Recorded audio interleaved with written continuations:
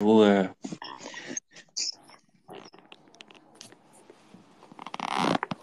Je suis là. bonsoir. Est-ce qu'on m'entend? Parfaitement.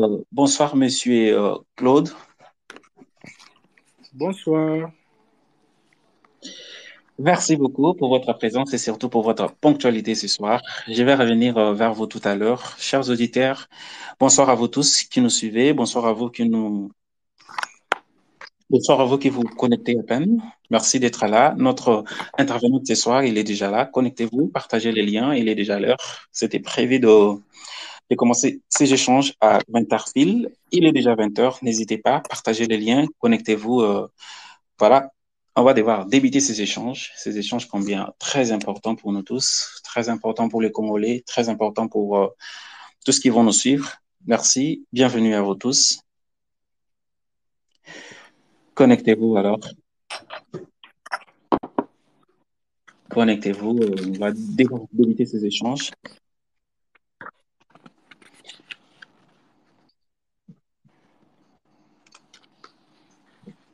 Voilà. Connectez-vous.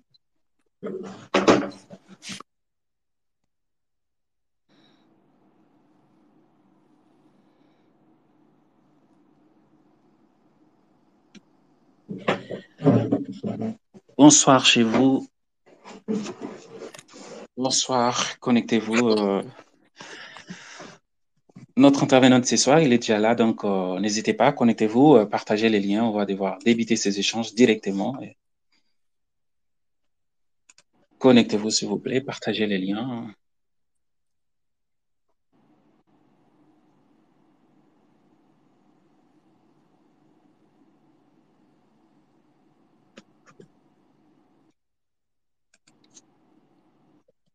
Alors, entre-temps, on résout de petits problèmes techniques.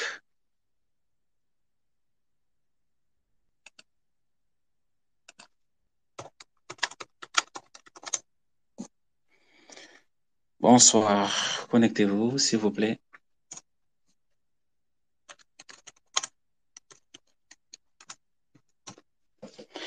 Alors, je le disais tout à l'heure, l'intervenant de ce soir, il est déjà là. Et on débute ces échanges avec un retard de 5 minutes déjà, donc vous devez devoir vous connecter parce qu'on va entamer directement. L'intervenant, il est déjà là et merci à vous, Monsieur Claude, d'avoir surtout respecté le temps. Merci d'être là à l'heure. C'est pour nous un grand plaisir de vous retrouver, surtout de pouvoir échanger avec vous sur cette question très importante, sur ce sujet très pertinent que tous les Congolais en ce moment, ils attendent de recevoir quand même quelques éclairages. Je vous rappelle, je suis Blaise Chiswaka qui va modérer ce soir, mais je ne serai pas seul. Je serai avec mon compatriote Josué. Cher Josué, est-ce que vous me suivez? Oui, je vous suis bien, vous me recevez aussi. Parfaitement. C'est un grand plaisir pour moi de pouvoir modérer ces échanges ensemble avec vous. Merci d'être là. Alors, chers compatriotes, n'hésitez pas à partager les liens. N'hésitez pas à poster ces liens. On va devoir débuter nos échanges maintenant là. Je vous rappelle qu'on va tourner ce soir autour d'un sujet, je dirais encore une fois de plus très important, un sujet sur ces dixièmes sommet des États, des chefs d'État signataires de l'accord cadre d'Addis Abeba, défis et perspectives pour la République démocratique du Congo. C'est sur cette question qu'on va devoir analyser tous ensemble avec vous, avec notre intervenant qui est déjà là, et surtout vous aussi les auditeurs, vous aurez la parole, vous allez devoir ensemble avec nous apporter vos idées, apporter vos pensées et surtout vos propositions sur ces sujets très, très, très importants. Alors, je vous rappelle, je le disais tout à l'heure, merci pour la confiance que vous faites à la force stratégique. Merci pour votre disponibilité, surtout l'engagement, mais aussi l'enthousiasme que vous avez chaque fois quand il s'agit de nos spaces. Aujourd'hui, c'est un week-end, un samedi un peu spécial. On a un sujet chaque samedi et aujourd'hui, c'est un nouveau samedi, un nouveau sujet. On va devoir débattre autour de cette question. N'hésitez pas, nous avons un compte Twitter. Aimez ces comptes, allez-y sur Twitter, vous trouverez la force stratégique de la République. C'est là où nous sommes d'ailleurs. Vous pouvez aimer notre page Twitter. Nous avons une page Facebook, nous avons également une page YouTube. Vous pouvez aller aimer Et surtout, je le souligne, nous avons aussi un site internet où vous pouvez trouver toutes les informations relatives à la force stratégique de la République. Il suffit de cliquer www.fsr243.org. Vous êtes sur notre page. Vous avez toutes les informations relatives à nos activités, toutes les informations relatives surtout aussi à l'actualité. N'hésitez pas d'aimer et puis de vous renseigner sur tout ce qui concerne la force stratégique de la République. Alors, comme je l'ai dit généralement, si vous avez un article, vous avez un journal, vous avez une proposition, n'hésitez pas de contacter la direction des forces stratégiques de la République. Si vous avez peut-être un journal politique, économique, social et culturel, n'hésitez pas de contacter la direction de la force stratégique de la République. On peut poster ces journaux sur notre site internet si vous le souhaitez, bien sûr. Donc, n'hésitez pas. Contacter et puis vous aurez quand même une suite favorable quant à cela. Alors, comme on le fait généralement, je me permets de vous rappeler, vous aurez des questions, des suggestions, des constats, des critiques que vous ferez sur ce sujet. Ce sont le point que nous recevrons, ce sont les bienvenus, mais comme vous le savez aussi, les insultes, les interventions hors sujet, les attaques personnelles et toutes les autres bavures sont complètement et strictement interdites dans ces échanges. Donc, la parole sera tout d'abord accordée à notre intervenante ce soir qui va nous expliquer sa façon de voir les choses. Et puis, par la suite, la parole vous sera accordée. Vous, les auditeurs, vous allez devoir vous présenter avant de poser votre question ou de proposer votre idée. Vous vous présentez, vous nous dites d'où vous nous appelez. Et puis, la parole vous sera accordée par la suite et vous allez vous exprimer. Donc, n'hésitez pas, ce sont nos principes de base pour la force stratégique de la République. Alors, comme je le disais tout à l'heure, nous parlerons ce soir de ces 10e sommets de chefs d'État signataires de l'accord cadre d'Addis Abeba, défis et perspectives pour la République démocratique du Congo. Je me permets de vous rappeler qu'ils étaient à 11, je cite la République démocratique du Congo, l'Ouganda, les Rwanda, les Burundi, la Tanzanie, l'Afrique du Sud, l'Angola, les Congo-Brazzaville, donc la République du Congo, et la République centrafricaine, les Soudans du Sud et les Mozambique. Ce sont là les pays qui avaient signé. Ils font tous partie de ces pays de la conférence internationale sur la région des Grands Lacs, AVAR. Ils ont signé finalement en 2013, précisément le 24 février, cet accord d'Addis Abeba, avec comme objectif principal restaurer la paix dans l'est de la République démocratique du Congo. Rappelons que cet accord avait été signé au lendemain de la prise de la ville de Goma par les rebelles de je dirais la rébellion de M23 devant les facilitateurs des Nations Unies, de l'Union africaine. Pays signataires de ces documents se sont engagés pour les retours de la paix dans l'est de la République démocratique du Congo et dans toute la région. Surtout, si vous vous rappelez très bien, cet accord avait été signé pour créer les conditions d'une solution définitive à la crise répétitive dans l'est de la République démocratique du Congo. Ça, c'est ce qu'avait souligné Raymond Tshibanda, qui était à l'époque, rappelez-vous, chef de la diplomatie congolaise. Mais sinon, nous ne pouvons pas oublier que cet accord avait suscité quand même quelques polémiques, car certaines personnes pensaient que cet accord demandait beaucoup plus d'engagement à la République démocratique du Congo. Je souligne qu'il y avait 6 engagements pour la République démocratique du Congo et seulement 7 pour les restes de la région. Donc, il y a ces personnes qui pensaient que cet accord n'était né que des engagements, ou bien ne mentionnait que des engagements spécifiques pour la République démocratique du Congo et pas pour le reste de la région. Alors, aujourd'hui, oublions le passé, aujourd'hui, ça fait 9 ans depuis la signature de cet accord. Le 10e sommet de chefs d'État et de gouvernement consacré au mécanisme de suivi de ces tenues à Kinshasa, c'était le 24. Il était principalement question, lors de ces sommets, d'évaluer les problèmes enregistrés dans la mise en œuvre de cet accord signé depuis 2013. Alors, c'était ça la principale question qui a vraiment sanctionné ces échanges. Mais nous ne pouvons pas oublier aussi, de l'autre côté, permettez-moi de le dire, Lamuka Fayulu, en fait, Fayulu et Mozito, ils ont adressé une lettre au secrétaire général de l'ONU. Dans cette lettre, Lamuka signifie au secrétaire national de l'ONU que cet accord est vraiment un accord déséquilibré parce qu'il impose plus d'obligations à la République démocratique du Congo qu'aux autres. Ce soir, on va tenter de répondre à quelques questions ensemble avec notre intervenant. Est-ce que depuis sa signature en 2013, cet accord avait-il un équilibre dans les engagements de tous les pays concernés? Deuxièmement, on va essayer de répondre quelles sont les véritables intentions de cet accord. Que pouvons-nous retenir comme avancée significative aujourd'hui de cet accord après 9 ans de sa signature? Est-ce que les engagements de cet accord ont été respectés? Je prends l'exemple des trois premiers engagements. Ne pas s'ingérer dans les affaires intérieures de pays voisins, ne pas entretenir ni fournir aucune assistance ou soutien quelconque aux groupes armés et respecter la souveraineté et l'intégrité plutôt territoriale de pays voisins. Est-ce que ça avait été respecté? Enfin, on va essayer de voir quel est le rôle joué par l'ONU dans cet accord cadre d'Addis Abeba.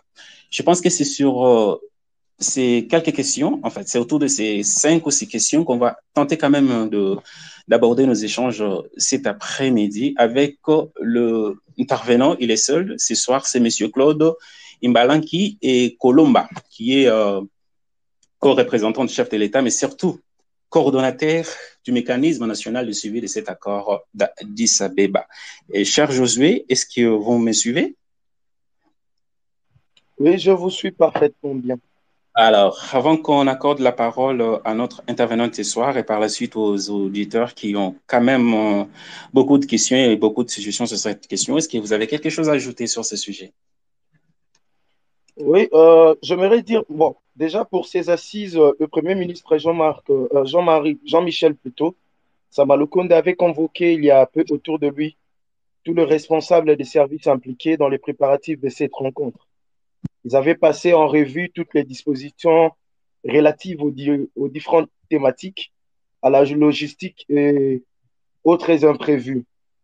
Et parmi toutes ces choses, M. Ibalan, qui était aussi parmi les personnes impliquées dans les préparatifs de cette rencontre. J'aimerais que, avant qu'il ne puisse étaler un tout petit peu, après juste sa présentation ou son mot d'introduction, qu'il nous essaye aussi de nous expliquer un tout petit peu c'était quoi le sujet profond de ces réunions, qu'est-ce qui a été dit, qu'est-ce qui a été prévu. Ensuite, nous allons passer dans d'autres détails. Merci en tout cas, cher Blaise, vous avez la, la continuité. Merci beaucoup, chers compatriotes. Et sans pourtant tarder, on va devoir accorder la parole à Monsieur Claude. Est-ce que vous nous suivez? Je vous suis, Monsieur Alors, Chiswaka. ouais, c'est avec un grand plaisir que nous aimerions vous écouter ce soir. Surtout, les Congolais pensent que vous êtes la personne la mieux placée qui a beaucoup plus de maîtrise sur cette question parce que, je rappelle, vous êtes coordonnateur de du mécanisme national de suivi de cet accord. Nous vous accordons la parole et qu'est-ce que vous pensez de ces sujets? Expliquez-nous. Avant tout, vous pouvez vous présenter comme ça. Voilà, les Congolais sauront qui vous êtes exactement. Merci, vous avez la parole. Ben, Monsieur Chiswaka, vous l'avez dit, je suis Claude Ibalanki Colomba, coordonnateur du mécanisme national de suivi et haut représentant du chef de l'État au mécanisme régional de suivi, au comité d'appui technique donc. Donc voilà, ça c'est la présentation. Je commence par vous remercier, les deux modérateurs, Blaise Chiswaka et Charles Josué. C'est un plaisir d'être parmi vous ce soir. Je remercie également la force stratégique de la République et son initiatrice, Madame Angèle Kazadi. Et je ne peux pas commencer sans remercier tous les auditeurs qui ont consacré leur temps à cette soirée de samedi à écouter, à partager, à discuter sur des sujets importants pour la République au lieu de s'amuser comme les autres le font. D'autant plus que, en regardant les profils devant moi, je vois que la plupart sont des jeunes et c'est déjà un signe très encourageant de voir les jeunes s'intéresser aux affaires de la République. C'est très très bien, je les remercie très sincèrement. Alors, vous voulez que nous parlions du 10e sommet des chefs d'État signataires de l'accord cadre d'Addis Abeba. De mon côté, il y a très peu de choses à dire. J'aimerais plutôt écouter et répondre aux différentes questions et préoccupations de mes compatriotes pour les éclairer sur ces 10e sommets, cette 10e réunion de haut niveau qui a réuni pratiquement toute la région ici chez nous où nous avons eu la présence de 7 chefs d'État, inclus les nôtres, Son Excellence Monsieur le Président de la République, Félix-Antoine Tshisekedi Tshilombo, et 6 autres chefs d'État venus des pays de la région, 2 premiers ministres et des ministres qui ont représenté leurs pays respectifs. Les sujets, comme vous l'avez étalé, défis et perspectives, c'est bon, c'est très bon, on est prêt à aborder ces sujets. Et ensuite, M. Charles Josué a parlé des préparatifs. C'est très important parce que si aujourd'hui nous considérons ces sommets comme ayant été une réussite, c'est parce que les préparatifs ont été très bons. Sans préparatifs, on ne peut pas donner de meilleurs résultats. Donc, pour les cas d'espèce, il y a eu 3 réunions qui ont précédé le sommet. Toutes les réunions préparatives, nous avons commencé par les comités de pilotage. Vous savez, le comité de pilotage est présidé par Son Excellence, Monsieur le Président de la République lui-même, mais ayant été empêché, il a délégué la présidence de cette réunion, de cette 3e réunion du comité de pilotage au Premier ministre, à l'Excellence, Monsieur le Premier ministre, qui est également le vice-président du comité de pilotage. Donc, pendant cette réunion, il a s'agi de voir de près l'avancement des préparatifs sur tous les points, que ce soit du point de vue matériel et logistique, ainsi que du point de vue thématique. Après cette réunion, nous avons eu la réunion du comité d'appui technique du mécanisme régional de suivi, et cette réunion a réuni tous les hauts représentants des chefs d'État de la région, tous les 13 incluent les garants de l'accord cadre. Je les cite, il y a l'Organisation des Nations Unies, l'Union africaine, la SADC et la CEGL. Après cette réunion du comité d'appui technique qui a duré 2 jours, ici à Kinshasa en présentiel, nous avons eu également la réunion ministérielle où les ministres des Affaires étrangères de la région et notre pays étaient représentés par les ministres de l'intégration régionale qui, du reste, a présidé cette séance. Excusez-moi. Qui, du reste, a présidé cette séance, disais-je. Pendant une journée, il y a eu encore des préparatifs au dernier niveau avant les sommets. Donc, arrivé au sommet avec 3 réunions préparatives, si vous voulez, les lits étaient dressés pour un succès. Donc, voilà ce que je peux dire comme mot d'ouverture. Je me mets tout de suite à votre disposition pour répondre aux questions et aux préoccupations. Merci beaucoup, Monsieur Claude. Entre-temps, je suis en train de demander aux auditeurs, vous qui nous suivez, si vous avez une question, une suggestion, voilà. Si vous, tout ce que vous ne comprenez pas, n'hésitez pas à appuyer sur juste à gauche de votre écran. On va vous l'accorder. Monsieur Claude est là. Monsieur Claude est là. Il va devoir vous donner quand même un éclairage sur tout ce que vous avez comme lacune. Alors, avant qu'on accorde la parole, donc, pendant qu'ils seront en train de demander la parole, Monsieur Claude, moi, j'aimerais revenir vers vous pour essayer un peu de savoir qu'est-ce que les Congolais peuvent attendre aujourd'hui de cet accord. Ça fait 9 ans que cet accord avait été signé. Et avant que, pour vous rappeler, je sais, vous le savez très bien, les 11e sommets se tiendra à Bujumbura, comme ça avait été précisé. Mais sinon, avant qu'on y arrive, qu'est-ce que les Congolais peuvent attendre au courant de cette année avant que nous arrivions au 11e sommet? Ben, c'est que les Congolais peuvent attendre de ce sommet ou de cet accord, si vous voulez, c'est justement les objectifs pour lesquels cet accord a été signé au départ. Et vous l'avez dit dans votre mot d'introduction, cet accord signé le 24 février 2013 avait pour objectif de ramener la paix et la stabilité à l'est de la République démocratique du Congo et la région. Alors, ce que nous devons attendre de manière tout à fait légitime, c'est la restauration de la paix et de la stabilité à l'est de notre pays et de la région. Cependant, les résultats restent mitigeux. Après 9 ans, nous n'avons pas retrouvé la paix. C'est comme ça, chaque année, les chefs d'État se rencontrent en sommet pour revoir les progrès réalisés, évaluer les défis et trouver de nouvelles pistes de solutions qui sont mises en cours pendant l'exercice, en attendant de revoir encore. Donc, notre attente à nous tous, pas seulement de la population, mais pour nous tous, nous sommes tous des acteurs dans cette partie, c'est le rétablissement total de la paix. Mais alors, si ce sont nos attentes, nous devons rentrer aux engagements souscrits par chaque pays, par la région, par notre pays, par la région, ainsi que par la communauté internationale. Donc, chaque partie ayant souscrit aux engagements spécifiques, il s'agit de voir quel est le niveau de mise en œuvre des engagements souscrits par chaque partie. Comme vous savez, notre pays, la République démocratique du Congo, a souscrit à 7 engagements. Vous les avez cités, si vous voulez, je vais les répéter. Nous avons souscrit à 7 engagements. Alors, nous faisons l'évaluation constante pour voir à quel niveau de mise en œuvre nous y sommes. Si vous avez suivi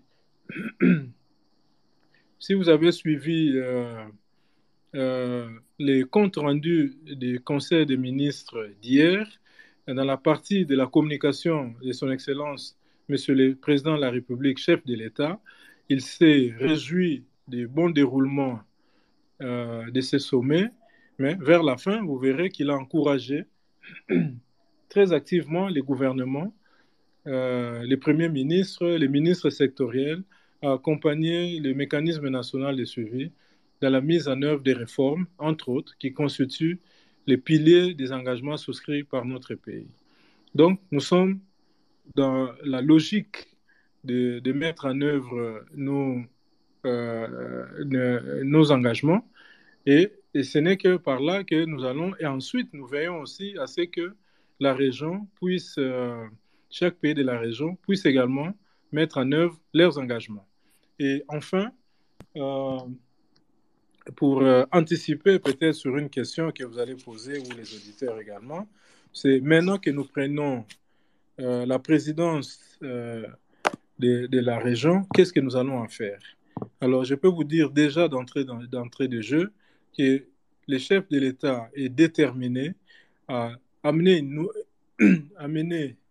dynamique positive à la région pour accélérer justement ces processus de retrouver la paix à l'est de notre pays. Donc, vous allez voir, il y aura un nouvel dynamisme, il y aura une nouvelle impulsion, telle que le chef de l'État l'a fait avec le mécanisme national de suivi, dont dès le départ, dès son accession aux plus hautes fonctions de la République, il a redynamisé les mécanismes nationaux de suivi avec l'objectif de retrouver la paix dans notre partie Est. Donc voilà un peu ce que je peux dire en long à votre question. Alors, merci beaucoup. Tout à l'heure, je vais devoir accorder la parole directement aux auditeurs. Je commencerai par Maître Mpinda Richard. Maître, est-ce que vous me suivez, Maître? Je vous suis et je vous ai suivi religieusement. Je commence d'abord par présenter mes civilités à tout le monde et aussi en passant aux représentants du chef de l'État et coordonnateur du mécanisme national de suivi. J'ai suivi lors de son intervention, il a évoqué l'appel du président de la République aux membres du gouvernement, c'est-à-dire que chacun dans son secteur, qu'il puisse s'investir de manière à ce que cette paix-là soit, pratique, pour que la pacification puisse être une effectivité. Mais le constat malheureux, je pars de ces constats malheureux-là, c'est la déclaration que j'ai suivie ce matin du vice-ministre des Affaires étrangères, qui, dans sa déclaration, dit que le gouvernement de la République ne pouvait apporter aucune solution à la situation de l'Est. C'est en fait qu'il se serait désolidarisé de ce gouvernement-là, et lorsque vous sentez l'implication du président de la République, les différentes actions du président de la République tendant à nous amener à cette matérialisation, je pense que cet homme devait en principe démissionner, si pas démissionner, pousser à la démission pour qu'il quitte le gouvernement parce qu'il ne partage pas la vision du président de la République. Ça, c'était une observation que je voulais faire. Je voudrais revenir sur les engagements que nous avons. C'est-à-dire que les engagements que nous avons à 3 niveaux, c'est-à-dire au niveau régional, au niveau national et au niveau international. Je prends d'abord la République démocratique du Congo. De manière pratique, non seulement que nous pouvons le déclarer, mais aujourd'hui sur terrain, nous pouvons relever qu'il y a réellement un engagement très accentué de la part du gouvernement de la République pour finalement apporter cette paix-là. Le tout premier aspect que nous devrions évoquer, c'est l'état des sièges.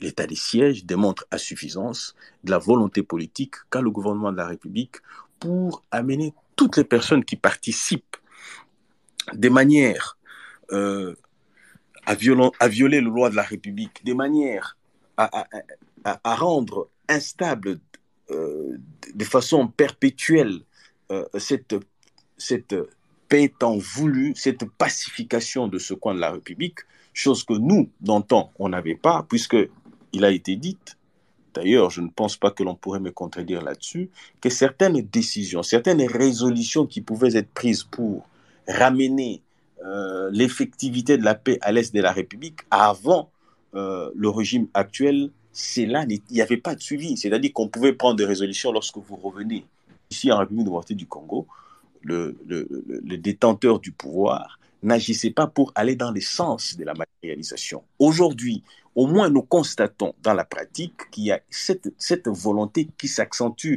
en dehors, puisque nous avons tout essayé à un moment donné. C'est-à-dire que nous nous sommes retrouvés dans les conférences, on a appelé des Amani X, Amani Y, Z, ainsi de suite, tout ça, conférences communautaires pour que l'on puisse parler. Il y fallait prendre un certain nombre de décisions osées et responsables qui pouvaient non seulement dissuader, mais aussi imposer la paix à l'est de la République. J'ai encore récemment ici, lorsque je lisais dans la presse, j'ai suivi que le gouvernement de la République prenait l'engagement d'imposer la paix, puisque nous devons aller en ce sens-là, et nous le voyons de manière pratique. Alors, j'en viens aujourd'hui encore, je comprends, lorsque j'entame le deuxième aspect qui parle des engagements régionaux. À ce jour, je constate aussi qu'il y a une très, très, très grande évolution. Je vous prends, moi je l'ai dit que l'approche de la République démocratique du Congo vis-à-vis du Rwanda a consisté à éventuellement identifier et indexer aux yeux du monde pour que l'on sache d'où viennent les problèmes aujourd'hui. Si hier, par exemple, le Burundi, l'Ouganda avaient du mal à répondre aux invitations lancées pour se mettre autour d'une table et discuter de la question de la paix au Grand Lac, à ce jour, ces gens-là ou ces pays-là sont rassurés, ils ont de la confiance. Pourquoi? Parce qu'ils se sont rendus compte que la République démocratique du Congo s'était principalement engagée et la République démocratique du Congo tient réellement à restaurer la paix à l'est de la République.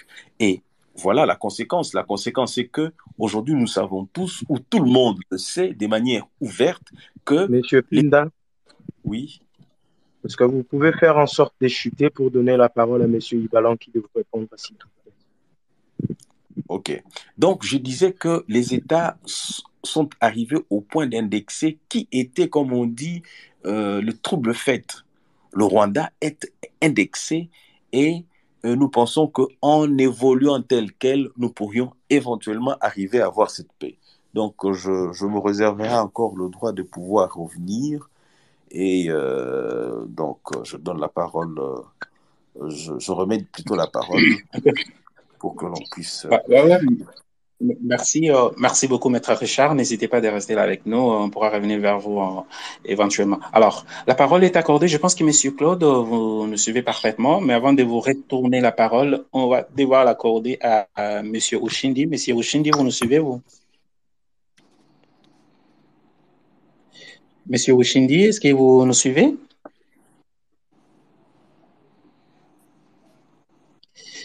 Alors, s'il n'est pas encore là, on doit devoir accorder la parole à Monsieur Jonathan Manzambi. Monsieur Jonathan, vous êtes là?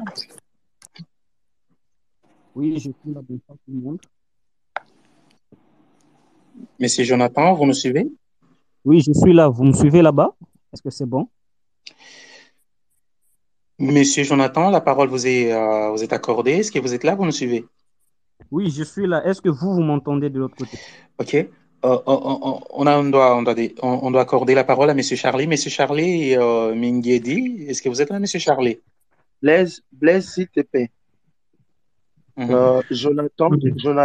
Jonathan sort parfaitement bien. Est-ce que vous pouvez intervenir parce qu'on vous reçoit bien chaud? D'accord. Alors, allez-y, Monsieur Jonathan, si vous êtes là. Voilà. Déjà, bonsoir tout le monde. Et je suis vraiment content que nous ayons ce genre de discussion parce que c'est très important qu'on puisse parler de la sécurité, la pacification de notre partie est de la République. Mais ce que moi je trouve écœurant, c'est le fait que nous sommes dans des accords, nous passons d'un accord à un autre, mais sans pour autant résoudre cette question qui est de mettre la paix durable dans cette partie est du pays. Est-ce qu'on peut aujourd'hui, Monsieur Claude Ibalan, qui peut aujourd'hui nous dire que cet accord va nous amener vraiment à cette paix que nous recherchons, parce que notre partie est vraiment dans une situation que nous tous nous déplorons et que je pense que cet accord au cadre d'Addis Abeba est là juste des intérêts de certains États parce qu'ils cherchent à tout prix à contrôler quelques parties de notre pays et tout.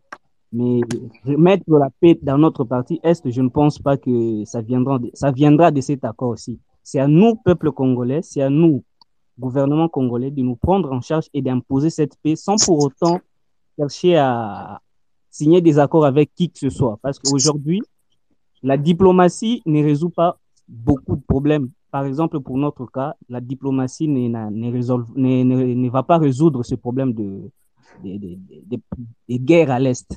Et je pense qu'il est temps que nous puissions essayer un peu de réfléchir en interne en tant que Congolais et d'imposer cette paix-là. S'il faut aller des moyens, je ne sais pas moi, machiavéliques ou des moyens, je ne veux pas utiliser le terme guerre, mais je pense que c'est la seule façon pour imposer cette paix-là et non par des accords comme nous le voyons ces derniers temps dans notre pays. Voilà.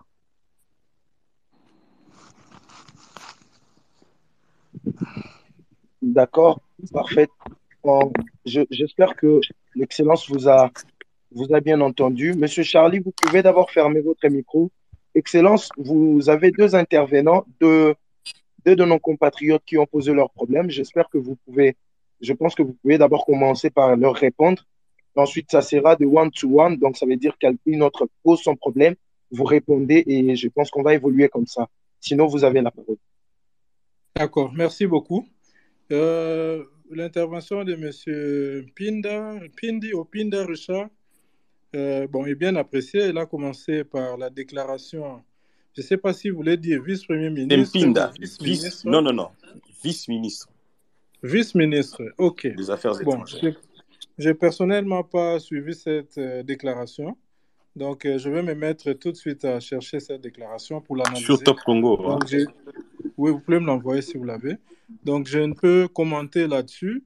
Cependant, vous l'avez bien dit, la détermination du président de la République est sans équivoque. Donc, cette détermination a été démontrée, plus que démontrée. Vous avez donné l'exemple de l'état de siège. C'est une mesure très, très forte. C'est la plus haute mesure, en fait, qu'on puisse prendre. Et ça montre la détermination, l'engagement ferme du chef de l'État à mettre terme à ces problèmes. Mais au-delà de l'état de siège, il y a d'autres actions qui sont menées. Par exemple, la mutualisation euh, des efforts, appelons-les ainsi, avec l'armée ougandaise, UPDF, qui vise de manière vraiment très déterminante à frapper au cœur du problème et à l'éradiquer une fois pour toutes. Bien sûr, c'est limité dans les temps et tout le reste. Mais au-delà de cette mutualisation, il y a, et vous l'avez souligné et je l'ai noté avec satisfaction, il y a cet engagement accentué du gouvernement de la République à mettre terme à cela. Alors cet engagement s'est traduit par la volonté politique qu'a donnée l'impulsion et la volonté politique donnée par le chef de l'État, et c'est ce qui manquait avant. Si nous sommes allés en rond pendant 25 ans, c'est parce qu'il n'y avait pas cette volonté politique. Alors, pour un autre jour, nous allons discuter, nous pourrons débattre de pourquoi il n'y avait pas cette volonté politique. Mais je pourrais vous donner un élément juste pour vous donner matière à réflexion. Quand il n'y a pas de volonté politique, souvent c'est quand les décideurs sont partie prenante dans l'affaire. C'est-à-dire, on ne pouvait pas avoir une ferme volonté politique quand les décideurs eux-mêmes étaient des acteurs de part et d'autre. Donc, ils ne pouvaient pas s'autodétruire. Donc, comprendre qui veut, mais c'est vraiment clair, cette volonté politique a manqué. Et aujourd'hui, la volonté politique est là pour l'éradication complète, totale et définitive de ces groupes armés pour que notre pays puisse vivre en paix comme tous les autres pays, comme nous étions avant, et pour que nous puissions nous focaliser sur le développement, sur les progrès sociaux et bien d'autres. Alors pour ce faire, parmi les actions qui montrent la détermination de son Excellence, Monsieur le Président de la République, il y a également la mise en place d'un nouveau programme DDR, parce que ça manquait également. Il a trouvé le pays avec 5 différents programmes DDR. Et les partenaires internationaux ont déclaré que nos programmes DDR n'étaient pas crédibles. Aujourd'hui, le chef de l'État le commandant suprême a mis un terme à cela. Nous avons un seul programme DDR qui est très crédible et accepté par tous, par les partenaires ainsi que par la communauté nationale. Alors, s'agissant des engagements régionaux, ce que je peux dire, c'est que vous avez donné beaucoup de cas, c'est très bien. La finalité reste, nous devons éradiquer les causes profondes, que ce soit au niveau national ou au niveau régional. Alors, pour ce faire, il fallait d'abord commencer par rétablir la confiance mutuelle au niveau de la région. Et ça, le chef de l'État a fait avec brio, il a fait avec grande distinction. Dès sa prise de pouvoir, il a mené une politique de main tendue. Il a visité tous les pays voisins, ou presque, il y a un seul pays où il n'a pas été. Il a visité tous les pays voisins. Il a tendu la main, il a réouvert notre diplomatie qui était fermée et qui était une diplomatie de conflit.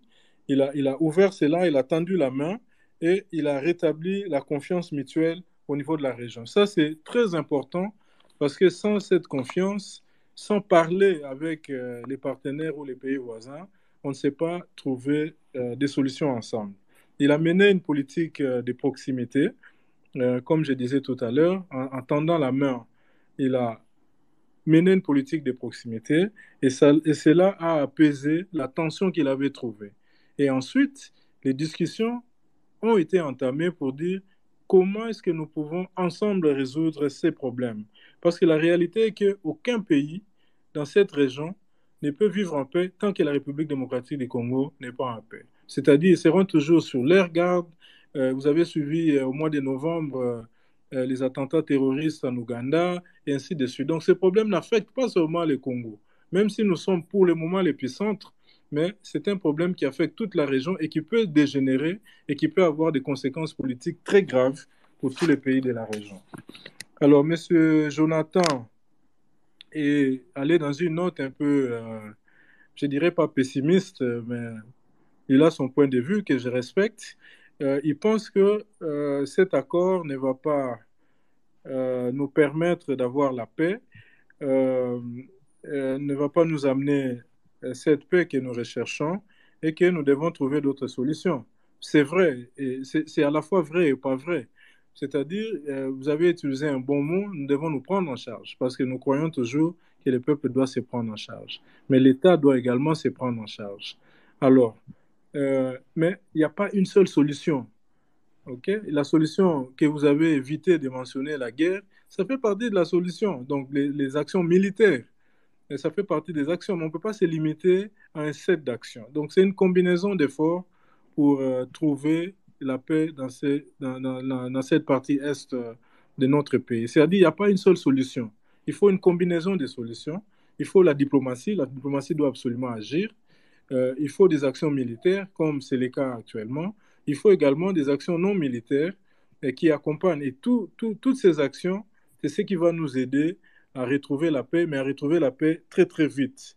Alors, c'est bien que la population réfléchisse parce que la solution, je l'ai dit, au niveau du mécanisme, nous le disons toujours, une partie de la solution se trouve chez la population. Donc la population doit réfléchir, la population doit non seulement se prendre en charge, mais se ranger également du côté de son État, du côté du gouvernement.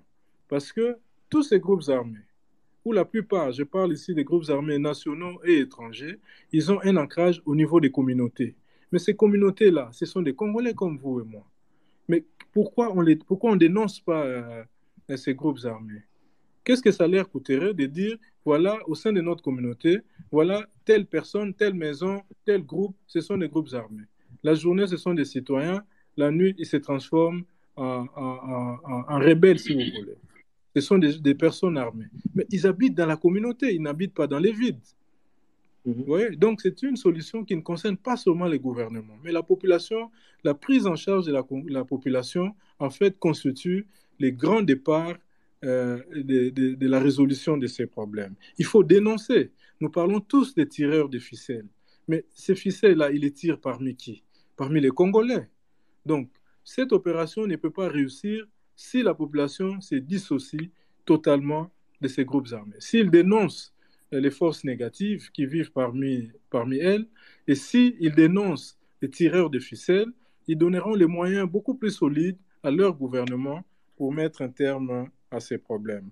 Donc nous devons réfléchir, nous devons continuer à sensibiliser nos communautés de base pour que les communautés ne puissent plus être des personnes qui cachent ces forces négatives dans leur milieu.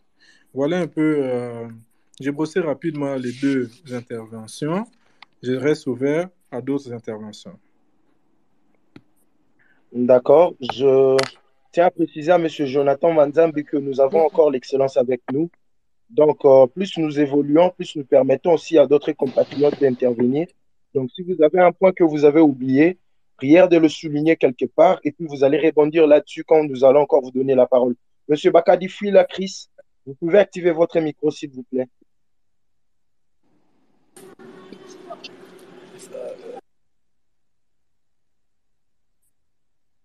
Allô, vous êtes là, monsieur Bakadi Fouila?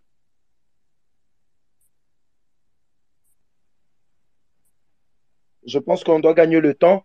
Monsieur Lejalito, bonsoir. Vous me suivez? Je suis là, vous me suivez? Oui, on vous reçoit parfaitement bien. Vous pouvez intervenir.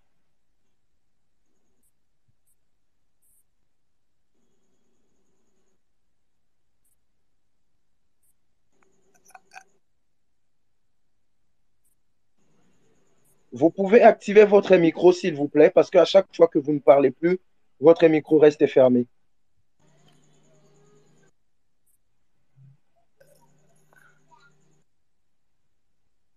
Je pense qu'on doit évoluer, gagner un tout petit peu le temps. Monsieur Lejalito, vous êtes là? Oui, je suis là. Bonsoir tout le monde. Bonsoir. Vous vous présentez et puis vous intervenez. Merci. Bon, je suis Lejalito. Je suis un tweet. Je voudrais je salue d'abord Monsieur Claude et je l'apprécie beaucoup et je le suis souvent dans ce qu'il fait. Et j'apprécie vraiment son apport aux côtés du chef de l'État quant à la tâche qui lui a été confiée. Donc, Monsieur Claude, je vais commencer par circonscrire mon intervention par les récents propos de M. Paul Kagame à Jeune Afrique, où il a déclaré que le Rwanda étant un petit pays et que s'il sent que sa sécurité est menacée et qu'il fera tout pour mener la guerre dans le pays d'où cette menace proviendrait. C'est une de ses déclarations dans son article dans Jeune Afrique.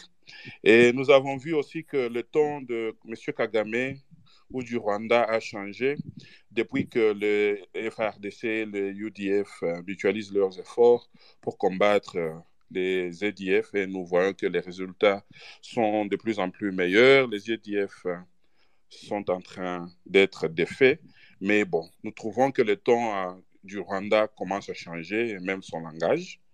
Alors, au dernier sommet, s'il faut revenir au dernier sommet qui vient de se terminer chez nous à Kinshasa, nous avons vu pratiquement que le Rwanda a séché ses assises, bien que Paul Kagame s'est fait représenter par l'un de ses ministres, mais bon, nous avons compris qu'il n'a pratiquement pas voulu venir. Il était au Sénégal et il est allé au Niger alors qu'il y avait un sommet important qui a pratiquement ramené chez nous beaucoup de chefs d'État, alors il a pratiquement séché, je voulais dire. Alors, ma question est celle-ci. Au vu de tout ceci, le changement du ton et ces propos dans Jeune Afrique, nous savons que dans le mécanisme ici, notre paix est souvent, si pas toujours, perturbée par le Rwanda, principalement le Rwanda. Alors, quelle lecture faites-vous de toutes ces sorties médiatiques de M. Kagame et quel accord, ou bien quel avenir donnez-vous à cet accord au vu que le Rwanda semble traîner le pas et se désolidariser de cet accord, bien que vous ayez dit qu'ils ont participé à la préparation, à toutes les réunions préparatives de ce sommet, mais bon, nous avons vu qu'en dernière minute, le monsieur a pratiquement séché les assises. Alors, je voudrais avoir votre lecture quant à ce et dire que sans le Rwanda, trouvez-vous que nous aurons la paix avec cet accord? Merci. Excellence, vous avez la parole. Merci beaucoup. Bon, je ne fais aucune lecture et je pense que il ne m'appartient pas de répondre à un chef d'État. Je ne suis pas qualifié pour cela. Nous, ce qui importe, c'est d'abord l'intérêt de notre pays. C'est ce qui importe. Mais je crois que c'est les droits légitimes de tout chef d'État de s'exprimer en ce qui concerne la situation qui prévaut chez eux ou dans la région. Donc, il n'y a rien de scandalisant dans cela. Alors, le ton qui a changé, bon, nous n'avons pas vu, nous n'avons pas entendu, nous n'avons pas reçu une communication spécifique du Rwanda disant qu'ils ont séché l'accord cadre. Le Rwanda était représenté par son Premier ministre. Je crois que c'est déjà une représentation assez élevée. Donc, les chefs de leur gouvernement, le Premier ministre, étaient présents et il a participé très activement dans les débats et les discussions. Et il a apporté également des propositions de solutions. Je crois que c'est assez. Vous savez, il est toujours difficile et parfois difficile de gérer les agendas des chefs d'État. C'est vraiment difficile, c'est très compliqué, je peux vous rassurer. Alors, nous avons eu 7 et 13.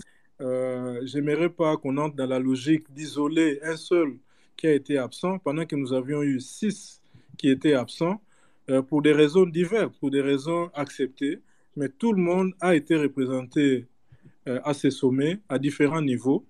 7 pays au plus haut niveau des chefs d'État, 2 pays au niveau des premiers ministres, le Rwanda et la Tanzanie, et puis les restes des pays au niveau des ministres, soit des affaires étrangères, soit de la défense ou de la justice. Donc, je crois que cela est assez déjà pour représenter une très, très, très bonne participation à vraiment un niveau très élevé. Je pense que nous nous en réjouissons. Donc, nous choisissons de voir les choses du bon côté. Les relations vont continuer. Vous savez, le Rwanda, c'est un voisin éternel, tout comme les 8 autres qui nous entourent. Donc, les relations doivent nécessairement et vont nécessairement et absolument continuer. Et s'il y a un problème, je crois qu'il y a des mécanismes, il y a des plateformes où ces problèmes peuvent être discuter. Mais jusque-là, il n'y a aucun problème qui a été soulevé. Donc, je crois qu'il y a plus de crainte que de mal. La vie continue, donc ne vous en faites pas.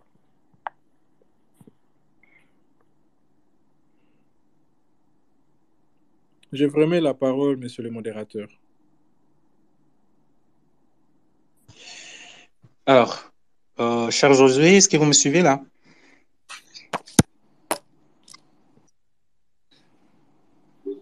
Ok, est-ce que vous me suivez? Je peux me rassurer que les auditeurs m'écoutent? 5 sur 5, continue.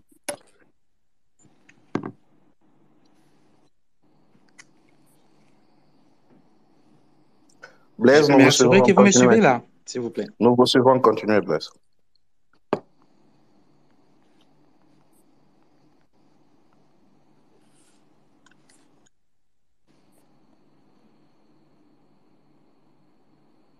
Je crois que les modérateurs ont un petit souci. Si vous me suivez directement, on doit devoir accorder la parole à monsieur Roland Lutumba. Monsieur Roland, est-ce que vous êtes là? Vous me suivez? Oui, merci Blaise.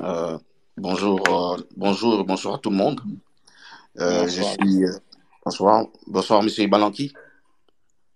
Bonsoir.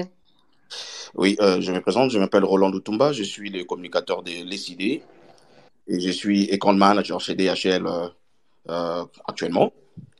Alors, j'ai une question. Je sais que par rapport à ce que vous avez fait la semaine, je vous félicite d'abord parce que j'ai vu qu'à Kinshasa, c'était ordonné avec l'aide de la garde républicaine qui a fait un travail extraordinaire pour mettre de l'ordre.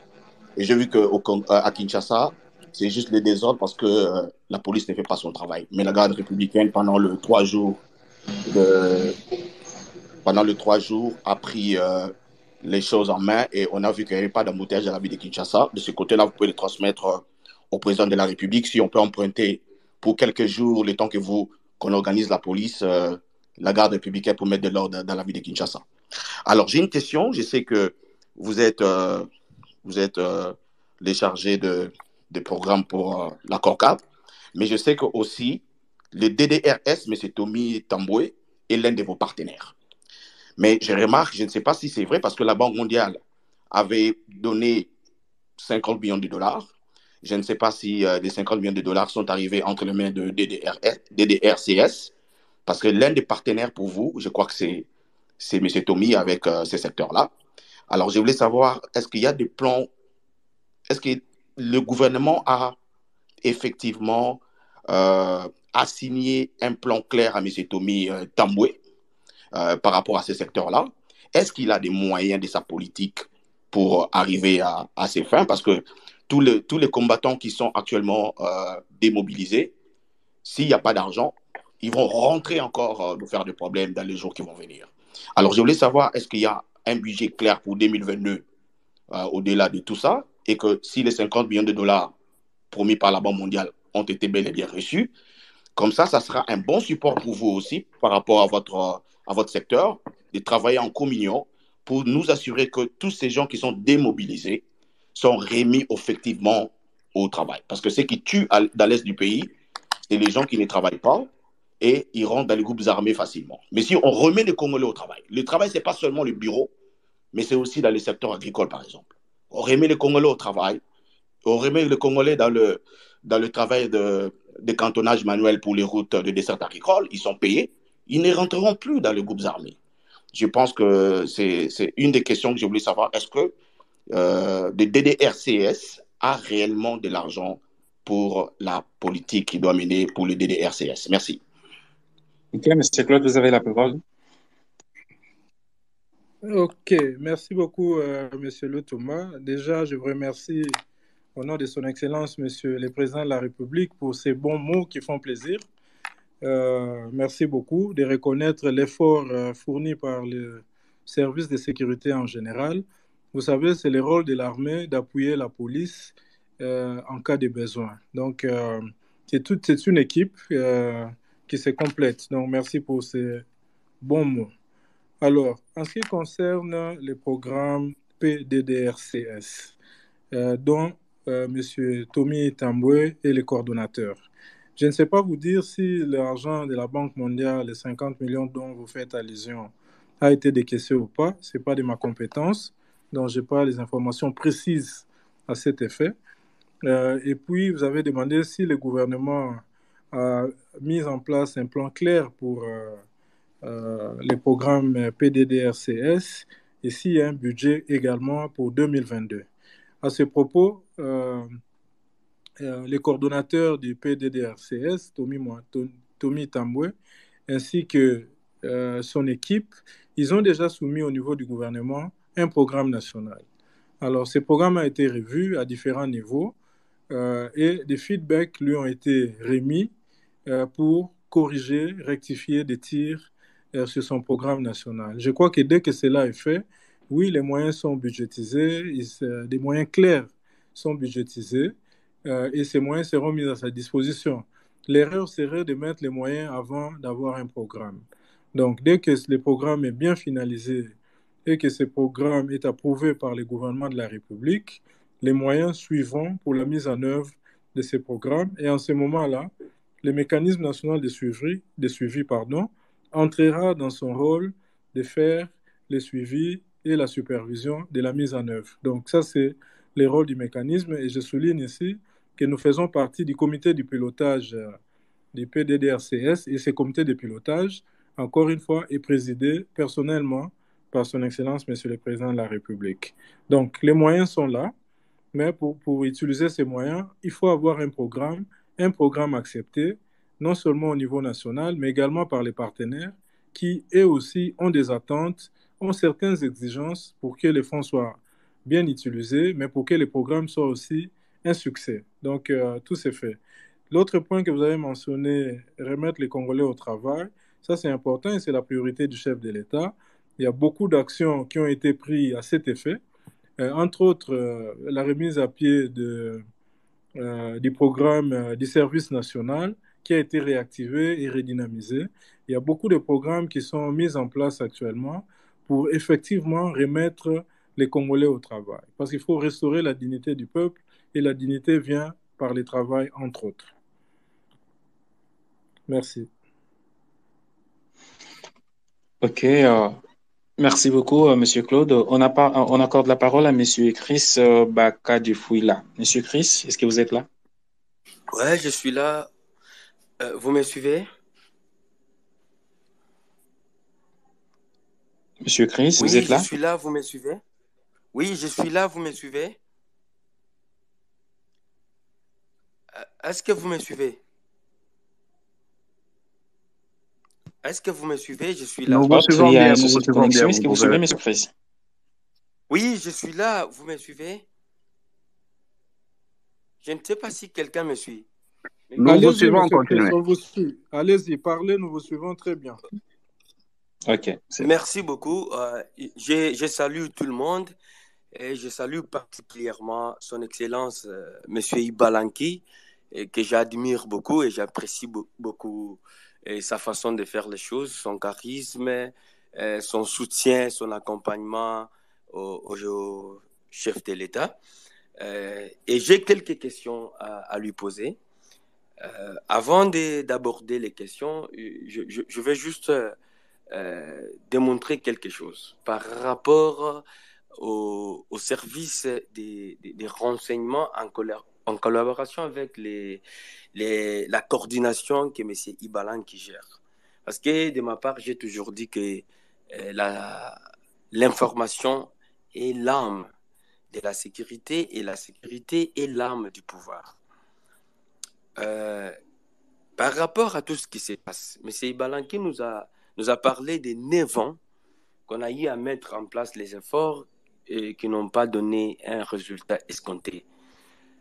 Mais est-ce qu'au niveau des services de sécurité, on vous a dit, vous qui êtes de la coordination, les pourcentages que chaque État membre signataire de cet accord cadre d'Addis Abeba, son niveau de participation pour qu'il y ait la paix en RDC. Juste les pourcentages que chaque État a eu à participer pour qu'il y ait la paix en RDC. Maintenant, particulièrement aux États frontaliers je cite les cas de l'Ouganda et du Rwanda. Ces deux États-là, ils participent à quel niveau? À quel niveau? Quels sont leurs efforts qu'ils sont en train de faire et à quel pourcentage? Une remarque que j'ai à faire, c'est que quand le président rwandais s'adresse à la nation, il dit qu'ils sont capables de faire la guerre à tout État qui veut l'affronter et sur son territoire. Et après, il y a le président Macky Sall qui l'invite pour des fins de loisirs, l'inauguration d'un stade, il y répond présent. Mais pour les vies des Congolais qui disparaissent chaque jour à l'Est, il ne vient pas, il s'est fait représenter. En diplomatie, je sais très bien que son Excellence, M. Balanki, ne peut pas me contredire. Chaque geste compte.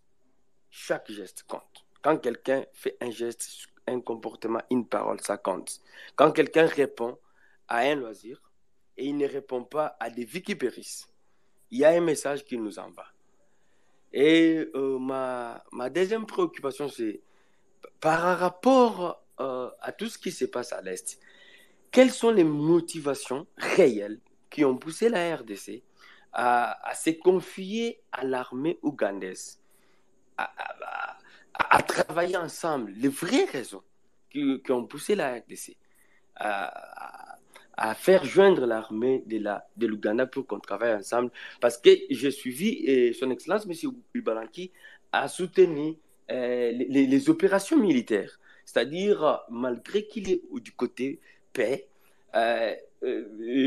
règlement pacifique et consort, mais quand même, les opérations militaires aussi, ça peut aussi imposer la paix.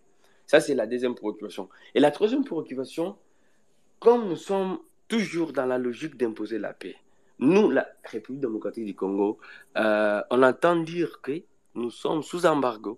On ne peut pas acheter les armes au niveau international. Mais nous en sommes où? Et qu'est-ce que nous pouvons faire aussi pour nous procurer des armes et pour combattre nos ennemis? Je vous remercie. Merci beaucoup. Mais bien avant que monsieur Claude ne prenne la parole, on accorde aussi la parole à Monsieur Oshindi. Monsieur Oshindi, est-ce que vous êtes là? Et comme ça, vous donnez votre intervention et très rapidement, on retourne la parole à Monsieur Claude. Oui, je suis là. Vous m'écoutez, je Alors, pense. vous avez la parole. Oui, parfaitement. Okay. Merci beaucoup à tous les membres des FCR pour avoir organisé ces débats qui est très pédagogique. Et mes remerciements aussi particulièrement à Claude Imbalanka qui a accepté cette invitation. Mais de toutes les façons, j'ai attendu son intervention et j'ai attendu aussi l'intervention de Roland Lutumba. Mais il semblerait que Kinshasa ignore les motivations et les objectifs de chaque groupe armé à l'Est. Vouloir croire que des jeunes intègrent des milices à l'Est de la République démocratique du Congo parce qu'ils ne travaillent pas, c'est méconnaître les objectifs. Et ça réduit directement à l'échec même du programme DDRC. Pourquoi je dis cela? Il y a des jeunes aujourd'hui qui intègrent des milices, pas parce qu'ils manquent de travail, mais parce qu'ils n'ont pas la garantie de la sécurité de l'État. Et là, je parle des groupes armés d'autodéfense. Et lorsque le programme DDRC est fait, il y a des mobilisations qui sont faites pour que les groupes armés déposent les armes. Mais il y a une méfiance et une arrogance des groupes armés, de certains groupes armés à déposer les armes parce qu'ils n'ont pas la garantie de la sécurité. Et en dehors de ça, il y a des groupes armés qui pensent, s'ils déposent les armes, est-ce qu'ils ne seront pas délaissés à la merci de certains groupes Maïmaï et autres? Là, je parle par exemple de la question des hauts et moyens plateaux de Minembwe.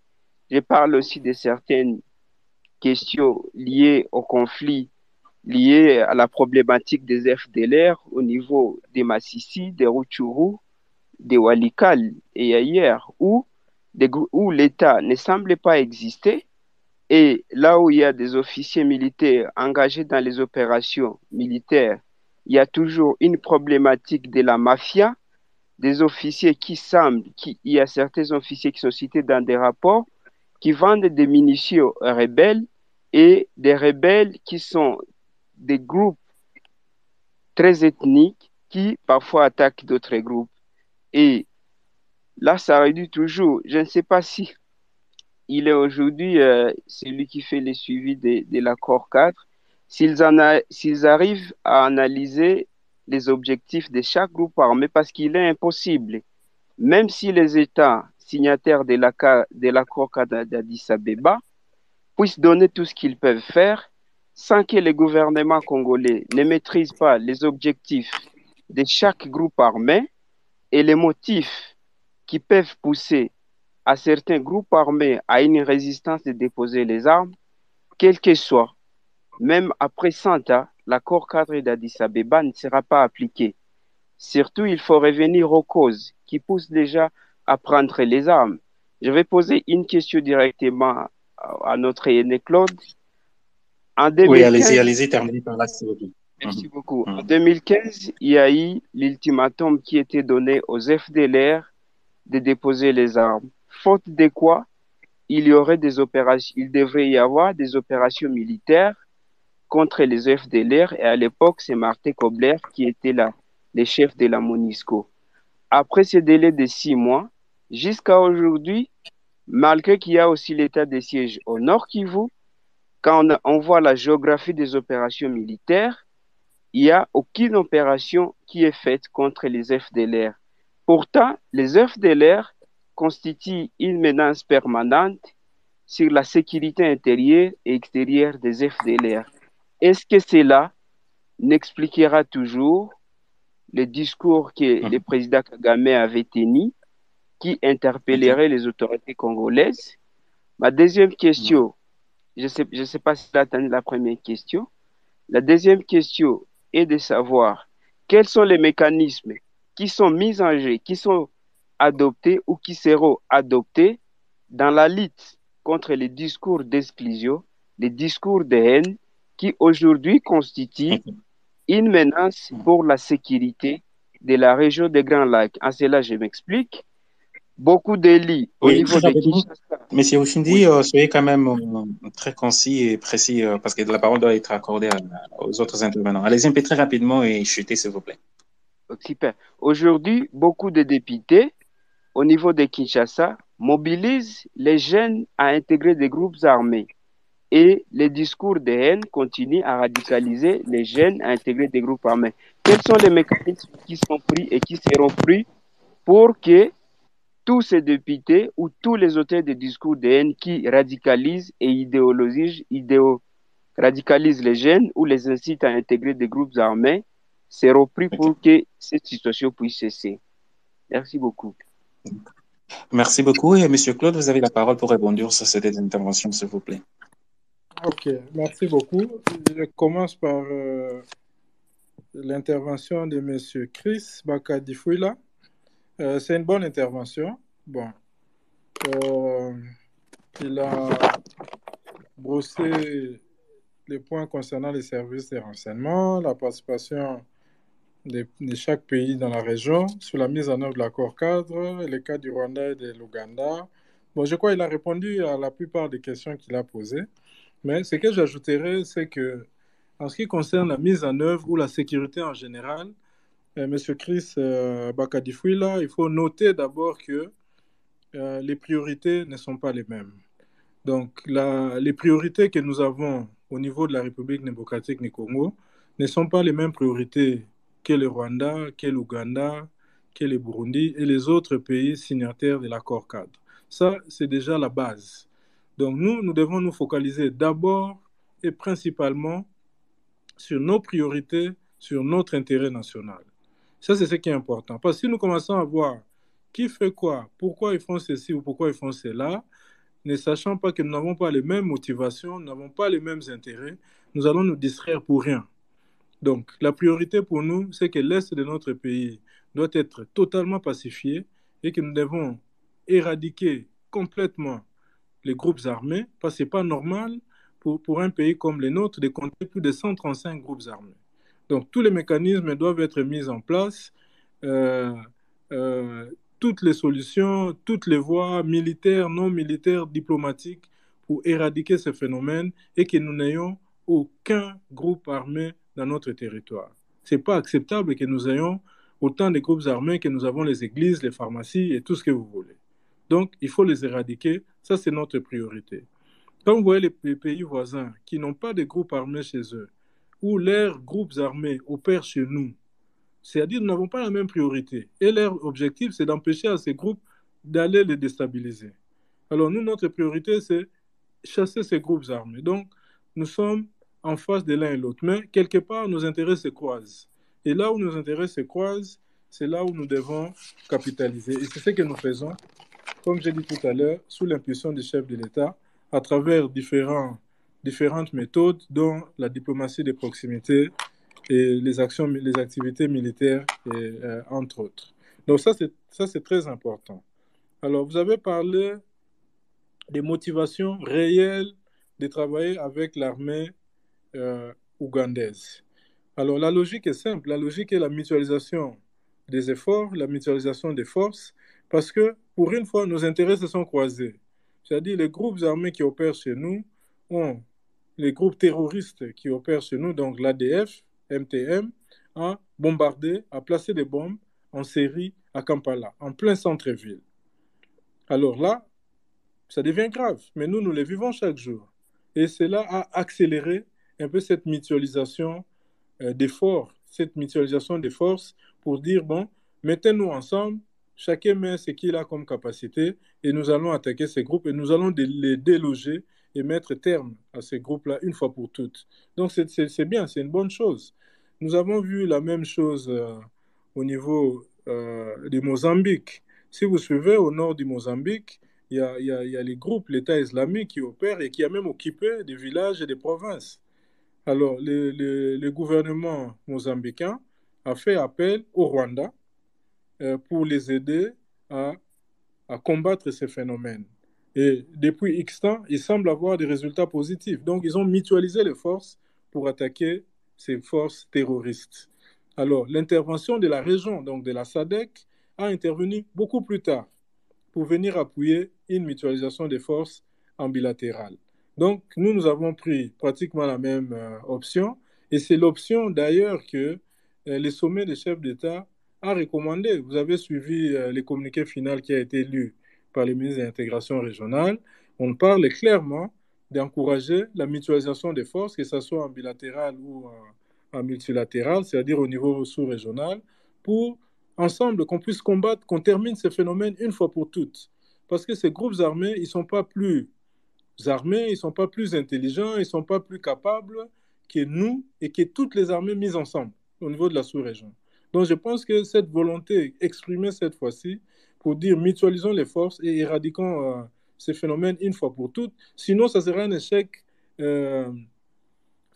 global, ça serait un échec de tous les pays de la sous-région qui n'arrivent pas à combattre 100 groupes armés, et certains groupes armés n'ont que 10 ou 15 ou 20 combattants. Donc, c'est pas possible, ils ne sont pas plus forts que les pays. Donc, on doit mettre un terme à ça, et cette fois-ci, avec cette mutualisation des forces, je pense que la logique est bonne, nous allons y arriver. Alors, M. Ushindi, j'ai bien aimé, j'ai suivi attentivement ce qu'il a dit. Je peux comprendre que c'est quelqu'un qui connaît bien cette problématique, ce qui est très bien. Mais je voulais les rassurer que oui, Kinshasa connaît les motivations réelles de chaque groupe armé. Nous connaissons. Ce que je peux dire déjà d'entrée des jeux, c'est qu'aucun groupe d'armée aujourd'hui, à l'est de la République démocratique du Congo a des motivations politiques. C'est-à-dire, contrairement dans les passés, où les régimes étaient contestés par certains groupes armés ou par certains gens prennent les armes parce que pour une raison ou pour une autre, nous contestons les pouvoirs en place. Aujourd'hui, il n'y a aucune contestation politique. Le pouvoir est pleinement légitime et contesté par personne ni aucun groupe armé. Ça, c'est déjà bon. Alors, mais nous ne pouvons pas encourager les actes insurrectionnels contre les pays. Ça, c'est à condamner. Aucune communauté ne peut prendre les armes pour se protéger. Le rôle de la protection revient à l'État, revient à l'armée nationale. Nous avons les FARDC et c'est ça leur rôle. Si chaque communauté doit prendre les armes pour se protéger, vous avez cité quelques exemples, au Moyen Plateau, Massissi, Walikale, partout. Mais si chaque communauté, à travers la République démocratique du Congo, et nous en avons beaucoup, imaginez que chaque communauté doit prendre les armes pour se protéger. Pourquoi à l'Équateur, au Congo central, dans les Grands Kasaï, pourquoi il n'y a pas de communautés qui veulent se protéger? Mais c'est parce que l'armée les protège. Donc ce n'est pas légitime de dire nous allons nous protéger nous-mêmes. Ce sont des actes insurrectionnels. Et ça, ce n'est pas acceptable. Aucune communauté ne peut prendre les armes pour se protéger. Ce rôle revient à l'armée. C'est comme ça, nous lançons et nous avons lancé les appels. Et rassurez-vous, au niveau du mécanisme, nous sommes en contact direct avec plusieurs groupes armés, nous parlons, et ils nous disent leurs problèmes, leurs motivations, leurs craintes également, que nous tenons compte. Mais l'appel reste lancé. Dès que le programme PDDRC se met en motion, tout le monde doit remettre les armes. Tout le monde doit poser les armes. Ils doivent se remettre et ils doivent se mettre à charge de l'État. L'État ne va exposer aucun de ses citoyens. Vous l'avez suivi, le chef de l'État l'a dit encore une fois dans son discours d'ouverture au récent sommet, que l'État va protéger tous ses citoyens, sans exception. Donc il n'y a pas une raison légitime pour qui que ce soit de prendre les armes pour une cause d'autoprotection quelconque. Ce n'est pas acceptable. Pour ce qui s'est passé en 2015 avec l'ultimatum, vous savez, nous sortons d'un état, d'une situation où notre État était un État en faillite, un État faible, un État non-État, où l'autorité de l'État n'existait pas. Donc aujourd'hui, les efforts sont menés par le gouvernement de la République pour restaurer l'autorité de l'État à travers les quatre coins de la République. Et avec ça, vous allez voir qu'aucun citoyen n'aura les besoins, aucune communauté n'aura les besoins de se protéger. Alors, votre dernier point est très intéressant parce que vous dites qu'il y a des députés. J'estime que ce sont des députés nationaux et provinciaux qui mobilisent les jeunes à intégrer les groupes armés. Je vous encourage à les dénoncer. C'est vraiment aussi simple que ça.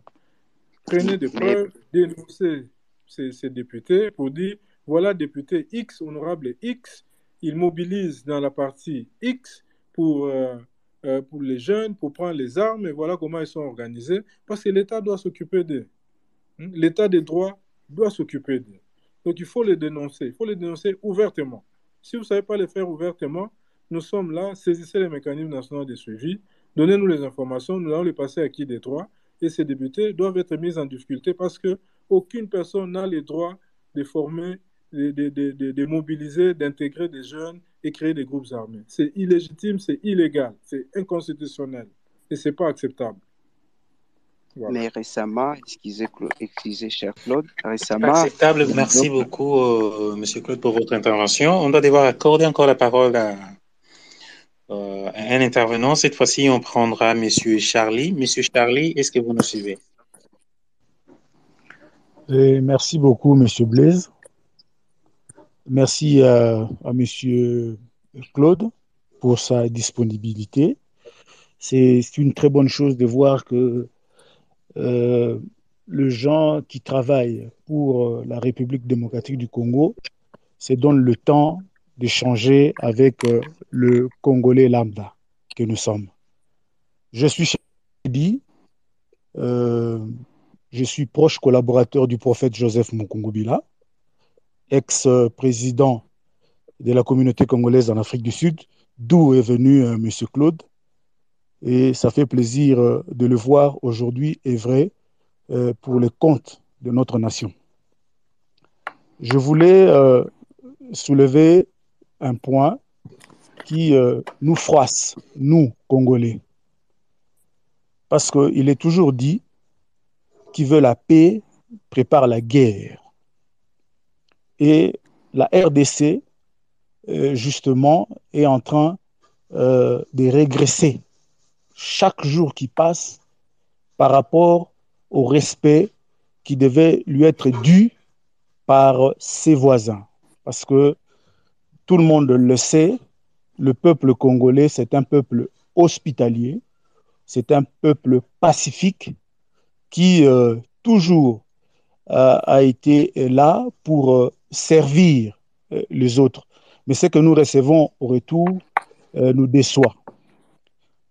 Ma préoccupation est la suivante. Monsieur Claude,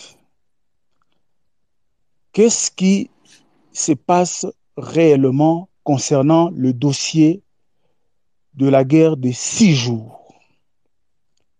C'est un dossier qui nous préoccupe énormément parce que le Rwanda, qui a participé avec l'Ouganda sur le sol congolais, ils ont fait ce qu'ils ont fait, tout le monde le sait, mais jamais le Rwanda n'a répondu à l'appel par rapport à cette tragédie qui est arrivée sur le sol congolais. L'armée rwandaise et l'armée ougandaise se sont battus sur notre sol et le résultat que nous venons d'avoir aujourd'hui, ça fait très mal. Moi, je pense que la RDC ne pouvait pas s'engager avec l'Ouganda sans avoir d'abord conclu ou bien terminé les dossiers des 6 jours. Ça, logiquement parlant. Qu'est-ce qui fait que nous, la RDC, nous ne pouvons pas aujourd'hui sanctionner le Rwanda par rapport seulement au dossier de la guerre des 6 jours? Parce que nous voyons très bien l'arrogance de l'ambassadeur rwandais ici, chez nous, au Congo, et chaque fois qu'il se donne à dire des choses que nous connaissons tous, et il n'est pas recadré comme il se doit. Pourquoi cette faiblesse? Je voulais savoir pourquoi nous, dans ces cadres ici, l'accord, le Rwanda ne répond-il pas à ce qui s'est passé à Kisangani pendant la guerre des 6 jours? Merci beaucoup, M. Claude, de répondre à ma préoccupation. Alors, M. Claude, vous avez directement la parole et voilà pour rebondir sur ce que M. Charlie a dit, s'il vous plaît.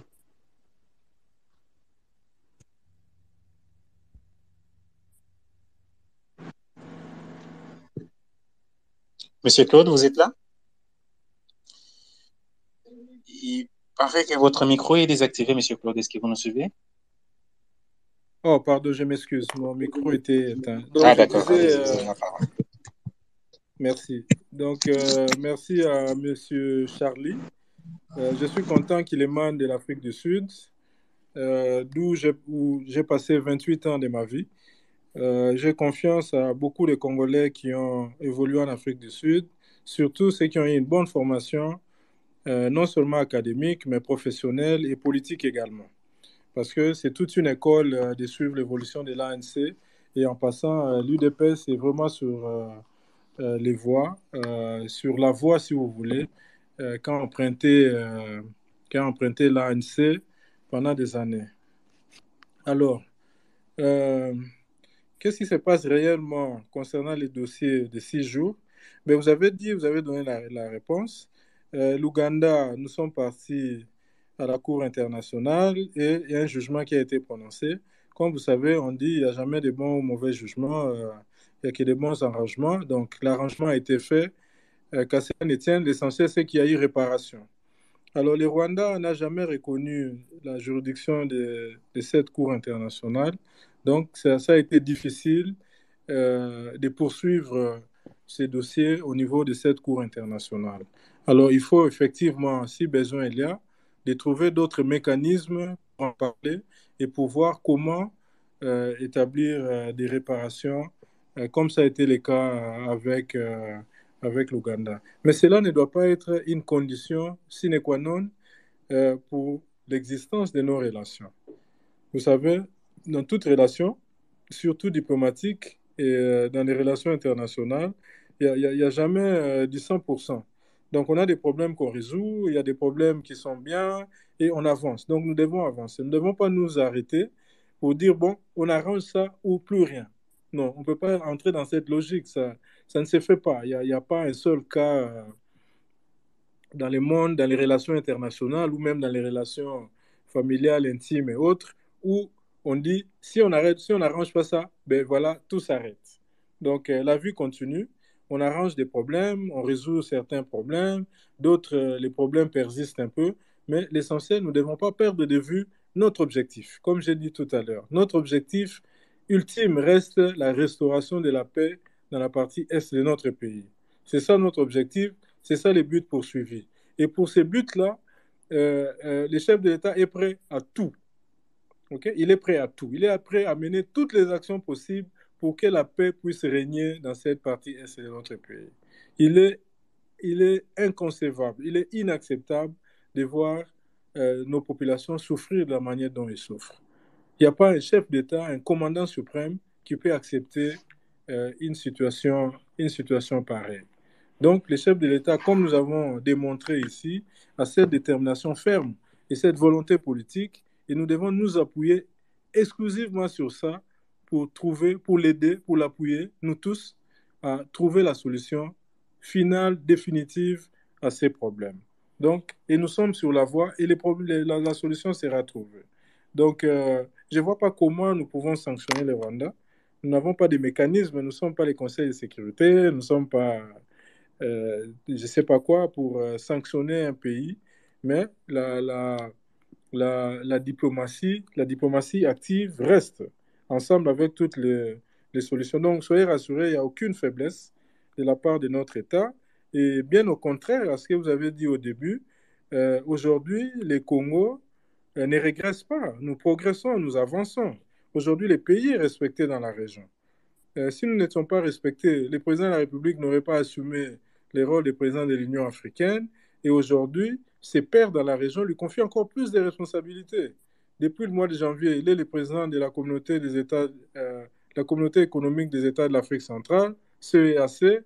Il est au mois d'août, il prend la présidence de la SADC. Et là, il venait de prendre la présidence du mécanisme régional de suivi. Mais il n'y a pas plus grand signe de respect et de considération que ça. Il n'y a pas plus grand signe que ça. Okay. Donc, le contraire serait, bon, écoutez, on pensait que vous pouvez être président en exercice, mais nous pensons que ça doit aller ailleurs parce que vous n'êtes pas prêt. Non, c'est exactement l'opposé qui se passe. Et ça montre qu'il y a progrès, il y a le rétablissement du respect de l'homme politique congolais, du chef d'État congolais, où ses pairs lui confient des responsabilités, je dirais même en cascade. C'est jamais fait dans l'histoire de l'Afrique, où vous voyez un président, pendant ses 5 premières années, pendant son premier mandat, assurer à la fois la présidence continentale, la présidence des deux régions économiques, donc dans ces cas, CEAC et SADC, d'assumer en même temps la présidence du mécanisme régional. Il n'y a pas un seul exemple en Afrique, il n'y en a pas. Fouillez tous les records, vous n'allez pas trouver. Donc, il n'y a pas plus grand message, plus grand signal ou des signaux très clairs qui disent que nous vous acceptons, nous nous rangeons derrière vous, montrez-nous ce que vous pouvez faire. Donc, il y a restauration de la confiance à notre pays et il y a le respect qui fait qu'aujourd'hui, notre chef d'État entre dans les records comme les seuls jusqu'à aujourd'hui ayant assumé autant de responsabilités continentales et régionales au niveau du continent. Voilà. Je vous remercie. Ok, merci beaucoup, Monsieur Claude. On est en train de courir derrière les temps. Là, on va prendre des intervenants rapidement et avant de vous retourner la parole, on prend Monsieur Jean Mouteba. Monsieur Jean, est-ce que vous êtes là? Oui, je vous entends très bien.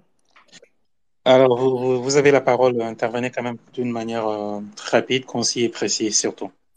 Ok, d'accord. D'abord, mes salutations donc aux intervenants. Ils ont bien brossé la situation. Alors, pour être rapide, j'ai une question, enfin 2 questions. La première concerne l'absence des Kagame au dernier sommet. Et je crois que ça a été bien analysé par les conférenciers. Alors, j'aimerais savoir quelles conséquences est tirées de cette absence. Deuxième point, j'ai entendu M. Ibalanki dire que oui, il y a possibilité de faire, de mutualiser les forces à un niveau multilatéral. Ça veut dire que beaucoup de pays peuvent justement nous aider dans l'éradication des forces rebelles, des forces négatives qui pilulent dans cette région donc, du Congo, de l'Est du Congo.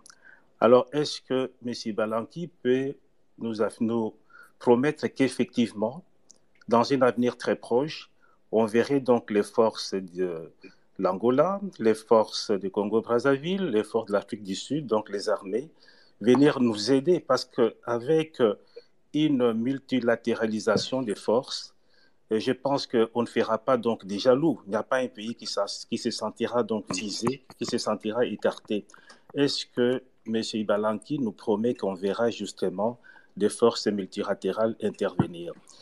Et dernière question, l'Ouganda n'a pas accepté la décision de payer 350 millions de dollars. Je pense qu'on l'a vu sur les réseaux sociaux. Excusez-moi, des fois, on trouve un peu de tout, mais je crois quand même que ça n'a pas été accepté par l'Ouganda. Voilà, est-ce que M. Ibalanki peut nous dire qu'effectivement, l'Ouganda est prêt à payer les 350 millions de dollars comme ça a été décidé. Merci beaucoup de vos réponses. OK. Merci beaucoup, M. Jean. Avant qu'on retourne la parole à M. Jean-Claude, on aimerait prendre aussi l'intervention de M. Didier. M. Didier, est-ce que vous nous suivez, M. Didier?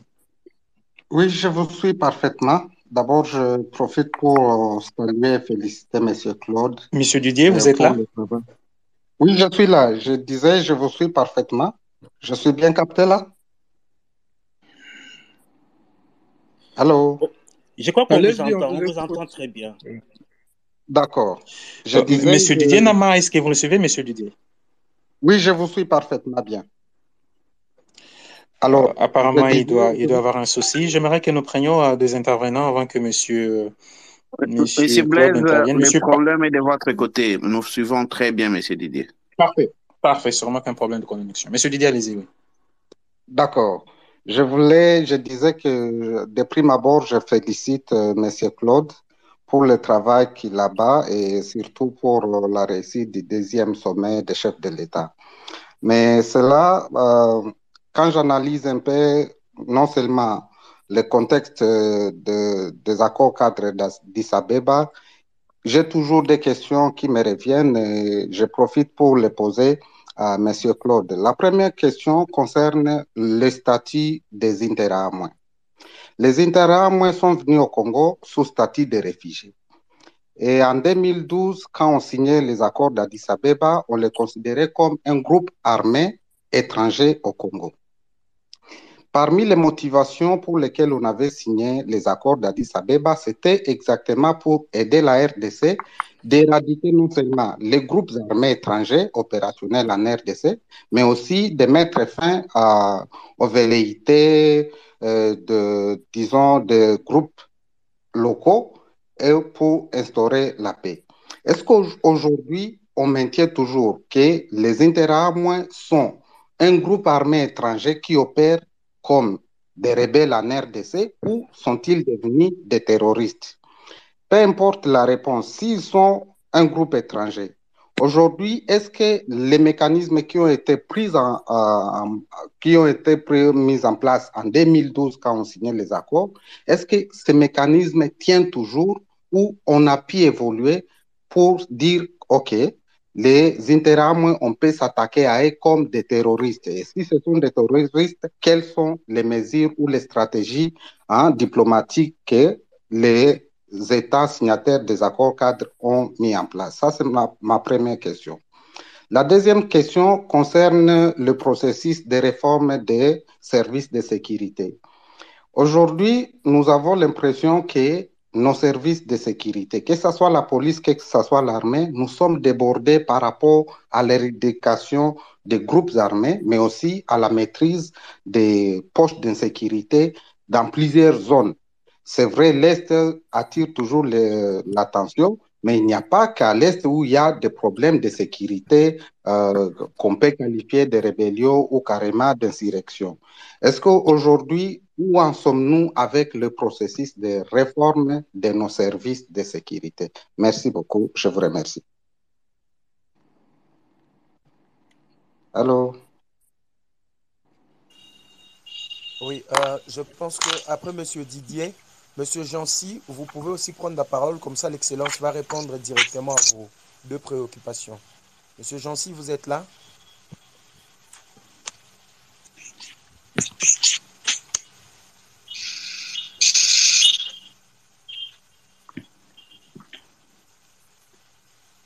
Monsieur Jancy, est-ce que vous êtes là?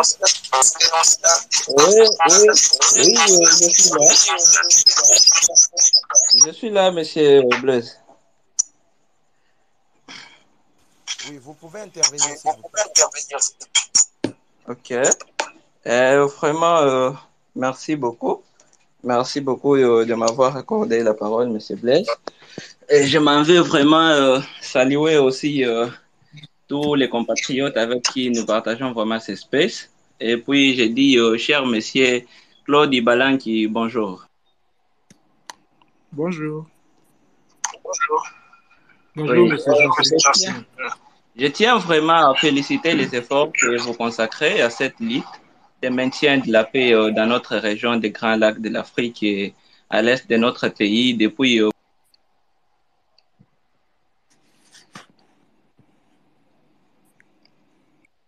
petites questions, donc 3 petites préoccupations à vous poser qui pourraient mettre la lanterne à beaucoup vraiment des problèmes que nous sommes en train de traverser.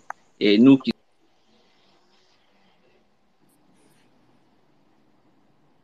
que vous constatez vraiment que lorsque vous regardez les profils, vous trouvez qu'il y a beaucoup de jeunes qui s'intéressent vraiment.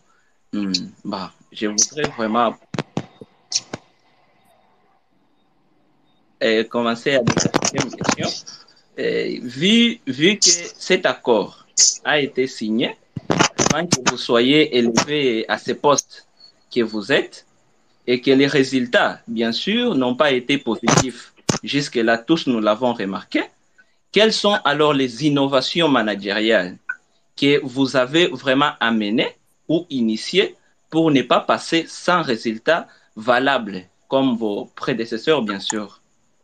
Bon, ma deuxième question, sachant que la jeunesse, c'est l'avenir de demain, et que si le maintien de la paix d'aujourd'hui est de promouvoir l'avenir de notre nation, quel est alors l'impact de la jeunesse dans cet accord cadre d'Addis Abeba? J'explique un peu parce que tous nous avons suivi bien sûr les sommets. Nous n'avons pas vu vraiment l'apparition des jeunes qui pouvaient défendre le Congo. Parce que nous savons bien que les jeunes, vraiment, c'est l'avenir de demain. Mais dans ces sommets-là, nous n'avons pas entendu vraiment la présence de la jeunesse dont nous sommes vraiment. Nous n'avons pas entendu. Vraiment, vous devez nous dire maintenant quel est vraiment l'impact de la jeunesse dans cet accord d'Addis Abeba. Et puis, moi particulièrement, je vous suis de près, surtout sur Twitter. La plupart de vos tweets touchent l'épanouissement de la jeunesse dans la société. Et puis, sans oublier que dernièrement, nous avons appris que vous êtes en train d'initier un groupe qui s'appelle Cercle Ibalanki, que nous voyons qu'il y a aussi des jeunes vaillants qui luttent vraiment pour le développement de notre pays, que nous félicitons vraiment pleinement, en fait. Bon, lorsque vos tweets touchent l'épanouissement de la jeunesse dans la société, qu'est-ce que vous prévoyez vraiment? Monsieur Jancy, je crois que nous avons du mal à vous suivre. Je pense que M. Jean-Claude a suivi la plupart de vos questions. Nous lui remettons la parole pour répondre. Pardon, est-ce que je peux me reprendre même la dernière?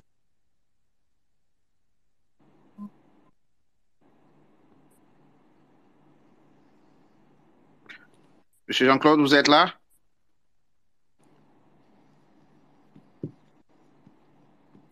Monsieur Claude, vous êtes là? Oui, oui, je suis là.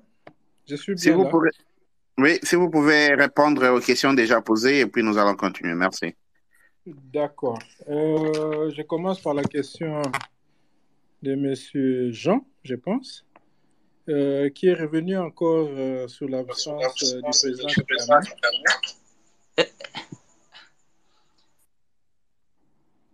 Je pense que nous avons parlé largement de cette question, donc je ne souhaite pas y revenir. Seulement dire que nous ne devons pas avoir l'obsession vis-à-vis d'une personne, que ce soit le président Kagame ou toute autre personne, et nous ne devons pas avoir l'obsession par rapport à un pays. Cela ne nous honore pas en tant que Congolais. Je vais vous dire pourquoi. Permettez-moi de vous donner une anecdote. Vous savez, nous vivons tous dans les quartiers. Okay? Nous avons des voisins à gauche, à droite. Il y en a qui ont des grandes parcelles. Il y a d'autres, les parcelles ont été morcelées, c'est un peu petit, et tout les restes. Imaginez-vous que vous avez cette grande parcelle dans les quartiers et que vous avez une famille nombreuse. Vous avez 3 ou 4 épouses, vous avez une trentaine d'enfants, vous avez des locataires chez vous. Donc, c'est une grande parcelle et tout ce que vous voulez. Vous avez des manguiers, des avocatiers et consorts. Et à côté de vous, vous avez un voisin qui a une parcelle qui est relativement petite. Et chaque jour, vous sortez dans la rue, vous criez, vous pleurez, vous dites non, voyez tout le monde, mon voisin ici de gauche me malmène chaque jour. Et d'ailleurs, il prend mes mangues chaque matin, il vient violer mes filles, il vient faire ceci, il vient faire cela. Et vous, vous êtes le papa de la maison. Okay? Et vos enfants sortent aussi en train de pleurer, en train de crier. Et dès qu'il bouge, vous dites, voyez, il a fait un geste. Donc, il veut couper une partie de ma parcelle pour l'annexer. Vous voyez, tous les quartiers vont se moquer de vous. On va dire, mais c'est un papa irresponsable. C'est une famille irresponsable. Et c'est cette attitude-là que nous avons, que nous devons changer au niveau national. Au niveau, ça ne doit même pas entrer dans la tête, ça ne doit pas entrer et être ancré dans la tête de nos jeunes et de notre pays. On ne peut pas chaque jour en train de crier, si le président Kagame fait ceci, ah voilà, il a dit. S'il fait ceci, ah voilà, il a bougé. S'il fait ceci, ah, voilà. Mais de quoi avez-vous peur? De quoi avez-vous peur? Alors, si nous sommes les hommes, nous nous mettons debout, nous nous organisons, nous protégeons ce qui est le nôtre. C'est vraiment aussi simple que ça. Nous ne pouvons pas être là affaiblis par un complexe, je ne sais pas, d'infériorité ou je ne sais pas comment qualifier ces complexes, alors que nous sommes un grand peuple. Nous sommes un grand peuple. Nous devons nous lever avec dignité et dire, ça c'est nous, voilà nos intérêts, nous allons nous battre pour nos intérêts, par tous les moyens possibles, par la diplomatie, par la protection de nos territoires. Nous allons renforcer notre armée, nous allons être disciplinés, nous n'allons pas héberger les groupes armés négatifs, nous n'allons pas accepter les gens qui vont venir déstabiliser notre pays, nous n'allons pas trahir notre nation. Et voilà, nous nous levons, nous protégeons notre parcelle que Dieu nous a donnée, la parcelle que nos ancêtres nous ont léguée, qui est les grands Congos. Okay. Donc nous devons arrêter avec cette logique d'avoir peur, de regarder chaque geste, chaque parole, et ça nous terrorise, ça terrorise la population. Mais pourquoi vous êtes terrorisés? Vous vous terrorisez vous-même. Il faut décomplexer. Il faut décomplexer la pensée de notre peuple pour que nous puissions, une fois, se mettre debout, comme notre hymne national, d'ailleurs, le dit. Donc, il faut arrêter ces problèmes de voir le mal partout. Okay? Si le mal il y a, mais faisons le bien chez nous, protégeons-nous. C'est aussi simple que ça. Alors, M. Jean a parlé également de la possibilité, si ça existe, de mutualiser les forces au niveau multilatéral, comme j'ai dit. Alors, je vais faire une nuance ici. J'ai parlé d'abord de la mutualisation d'efforts. Je n'ai pas dit exclusivement mutualisation des forces. Vous savez, nous devons mutualiser les efforts parce que, comme j'ai dit et j'ai répété plusieurs fois ici, la solution ne passe pas seulement par les armes. C'est une des solutions. mais j'ai parlé de la diplomatie, j'ai parlé de la justice. Il y a beaucoup d'actions que nous devons prendre. Et si nous mutualisons nos efforts ensemble, je vous donne un exemple. Nous pouvons mutualiser les efforts en bloquant seulement la chaîne des ravitaillements des groupes armés. Parce que ces gens-là, où est-ce qu'ils attrapent les armes? Ça passe par quelque part. Où est-ce qu'ils se font soigner? Où est-ce qu'ils achètent les médicaments? Ceux qui exploitent illicitement nos minéraux, il y a quelqu'un qui les transporte. Il y a quelqu'un qui les stocke. Il y a quelqu'un qui l'expédie quelque part. Il y a quelqu'un qui les traite. Alors, si nous pouvons casser toute cette chaîne de valeur de l'exploitation illégale et illicite, par exemple des minéraux qui financent la guerre, mais ça, c'est déjà une mutualisation d'efforts. Donc, nous ne devons pas seulement voir une mutualisation militaire. Okay? Bien que cette option n'est pas exclue, mais ça, c'est dans les domaines exclusifs du commandant suprême. À notre niveau, nous allons continuer à encourager une mutualisation d'efforts dans différents domaines. Si nous mutualisons nos efforts au niveau de la région, en tout cas, personne ne pourra traverser du ciel pour venir à l'est du Congo et déstabiliser notre pays. Donc voilà le multilatérisme dont j'ai fait allusion contre les groupes négatifs à l'est de notre pays. Donc dans un avenir proche, et surtout que le chef de l'État, notre président de la République, a pris les rênes du mécanisme régional de suivi, il va donner une nouvelle impulsion, une nouvelle dynamique, comme j'ai dit au début, pour justement accélérer les efforts, dont la mutualisation d'efforts au niveau régional, pour aider à éradiquer ces phénomènes qui affectent le Congo, mais d'autres pays également. Alors, concernant l'Ouganda, s'ils ont accepté de payer 350 millions de dollars, à ce que je sache, l'Ouganda avait salué cette décision. En fait, leur crainte, c'était que les montants soient beaucoup plus élevés et que ça soit irréaliste. Alors, ils ont, je crois, j'ai suivi des déclarations directes où ils ont accepté de payer ces 350 millions de dollars. Alors, M. Didier a parlé des statuts des interamoués. Ben, je pense que cela n'a pas changé. Les interamoués restent un groupe armé étranger qui opère à l'est de la République démocratique du Congo. Et comme tout autre groupe armé, ils sont appelés à disparaître, à quitter notre territoire. S'ils ont leur activisme militaire à faire, bien qu'ils aillent le faire ailleurs, pas sur le sol congolais. Donc il n'y a pas d'exception, que ce soit les ADF, les FDLR, les Red Tabara et tout ce que vous voulez, tous ces groupes armés étrangers qui opèrent chez nous, leurs statuts restent les mêmes, ce sont des groupes armés. Ceux qui posent des actes terroristes et déclarer un groupe comme étant un groupe terroriste, encore une fois, il y a des procédures. Il y a des procédures internationales sur ça.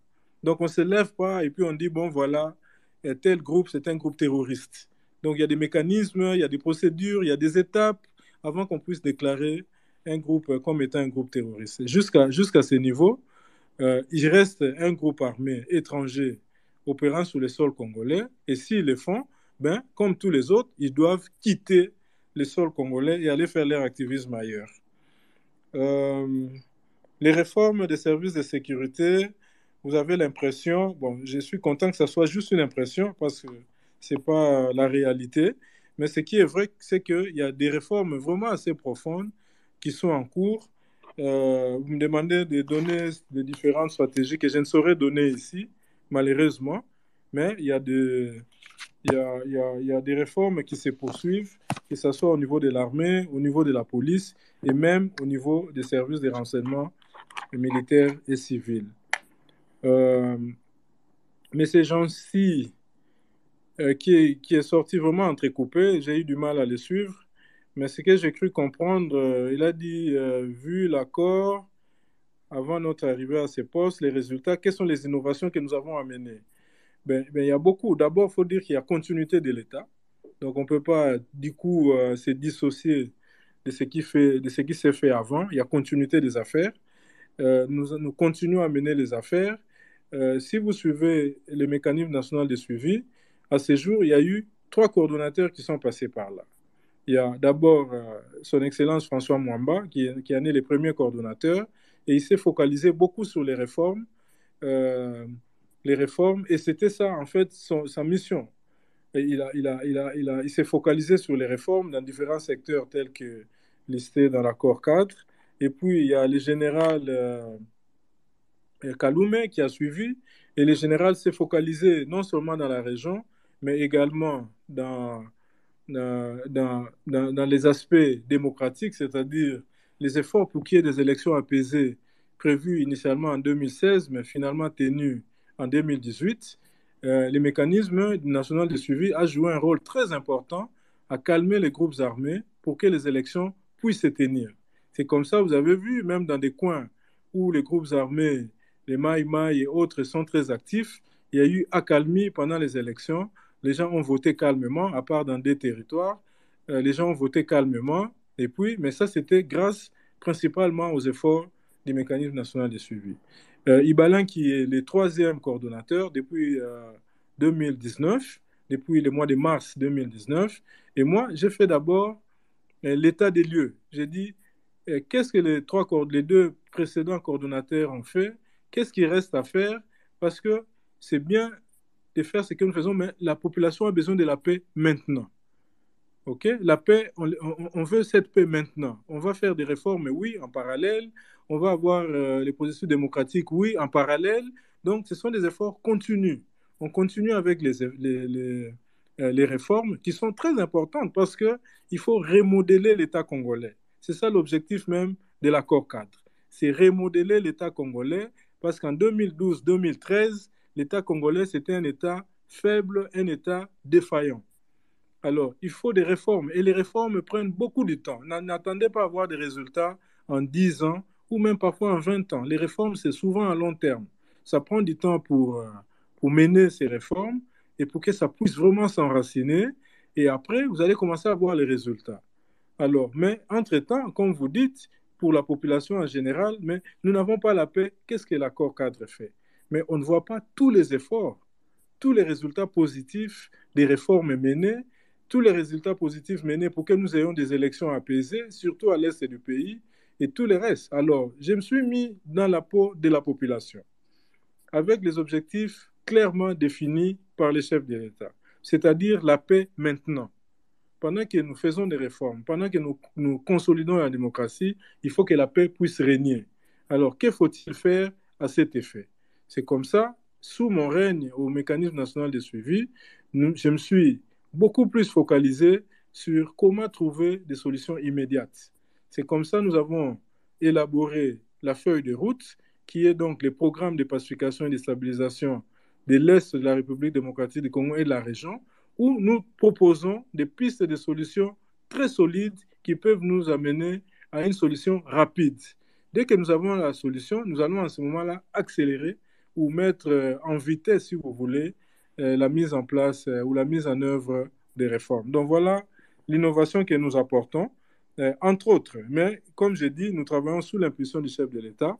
Comme vous avez suivi, il a dit hier au Conseil des ministres que le gouvernement doit soutenir un peu plus le mécanisme national de suivi pour que nous puissions mettre en œuvre les réformes, la feuille de route qui va aider à amener la paix beaucoup plus rapidement. Donc avec ce soutien et cette volonté politique, l'innovation que nous apportons auront des effets, j'espère, très bientôt. Alors, il a commencé à parler du cercle Ibalanki. Malheureusement, il a été coupé. Mais je dois dire ici que ce cercle n'est pas mon initiative. Ça a été créé. J'étais une fois surpris d'être à Kasumbalesa et de voir les amis de Claude Ibalanki. Et je me suis présenté. Ils ne me connaissaient même pas. Donc, ce sont des personnes que nous encadrons de loin parce que c'est de notre responsabilité d'encadrer la jeunesse, d'impulser une nouvelle vision au sein de la jeunesse pour qu'ils puissent s'approprier de leur avenir et de l'avenir de notre pays. Donc les amis qui ont créé le cercle Ibalanki, que j'apprécie beaucoup, que j'appuie d'ailleurs en passant, parce que j'ai trouvé que c'était une bonne initiative d'encadrer la jeunesse à travers une structure qu'ils ont créée. Je crois qu'il n'y a pas de mal à cela. Voilà, merci. Alors, nos intentions étaient de prendre tout le monde. On ne peut pas faire autrement. Il est temps. Ce soir, nous avons parlé de ces 10e sommet des chefs d'État signataires de l'accord d'Addis Abeba, défis, perspectives pour la République démocratique du Congo. Il est presque 20 h. On doit devoir nous arrêter par là. Mais monsieur Claude, nous vous accordons la parole pour un mot de fin. Et qu'est-ce que vous vous dites par rapport à ces échanges? Et comme ça, on va atterrir pour vous libérer. Ben, merci beaucoup, M. Blaise. J'ai beaucoup aimé ces échanges. C'est bien de l'arrêter à temps parce que, comme on dit, les bonnes choses ne durent jamais. Car si elles durent, elles cessent d'être bonnes. Donc, je vous remercie encore infiniment de m'avoir invité. Je me suis tout de suite disponibilisé parce que j'ai senti cette soif dans les chefs de notre population à entendre un peu plus de ces sommets et des perspectives, également des défis que nous avons brossés, je pense, vraiment en détail pendant ces 2 heures que nous avons passées ensemble. Je remercie tous les auditeurs. Merci pour vos questions. Nous avons pris note, moi et mon équipe, qui n'est pas avec moi. Je suis seul à la maison dans mon bureau. Je pense que mon équipe est en train de suivre. J'ai pris note, j'espère qu'ils ont pris note également, des différentes questions qui ont été posées, des différents points. Et ce sont des idées que nous voulons. Parce que du président de la République à ses collaborateurs, personne n'est un magicien. Parfois, la solution émane de la population et nous sommes attentifs à des propositions de solutions qui nous aident à renforcer les différentes solutions, à renforcer, à améliorer les solutions que nous avons mises en place. Donc, cela dit à vous, je vous remercie infiniment et à très bientôt. Merci beaucoup. Avant que vous partiez, j'aimerais donner quand même la parole au président de la Force stratégique de la République qui a un mot à dire. Monsieur Dadi, est-ce que vous êtes là? Oui, Monsieur Blaise, je suis. Je tenais à remercier tout le monde, nos participants ici, spécialement à M. Claude Ibalanke qui a quand même accepté de nous accorder son temps après le 10e sommet des chefs des États signataires de cet accord pour échanger avec la jeunesse que nous sommes et éclaircir certains points sur ce sujet. Donc, nous espérons que vous restez disponible pour nous dans les futurs et que nous allons encore vous avoir sur ces plateformes avec la FSR pour discuter de la stabilité de l'Est du pays et du Congo en général. Merci énormément pour votre temps. Pour ceux qui n'ont pas eu l'occasion de parler, intervenir ce soir, nous nous excusons vu que nous devons quand même respecter les temps. Il est déjà 22 heures à Kinshasa et nous devons libérer l'honorable Claude Ibalanke. Donc, merci à tous et bonne soirée. Merci beaucoup, cher président, pour votre mot de fin. Comme je le disais tout à l'heure, nous avions les intentions de prendre tout le monde, mais on ne pourra pas faire autrement. Il est temps et on doit devoir arrêter par là. Je vous rappelle que ce soir, nous avons parlé autour de ces 10e sommets des chefs d'État signataires de l'accord cadre de Addis Abeba, défis et perspectives pour la République démocratique du Congo. Nous avons été honorés ce soir, comme on le disait tout à l'heure, par messieurs Claude Ibalanke et Colomba, qui est coordonnateur du mécanisme national de suivi de cet accord. Il est aussi représentant du chef de l'État. Nous lui disons infiniment merci. Et à vous tous, chers auditeurs, nous vous disons également merci et nous vous souhaitons une très bonne soirée. À nous revoir les samedis prochains. Merci et ciao.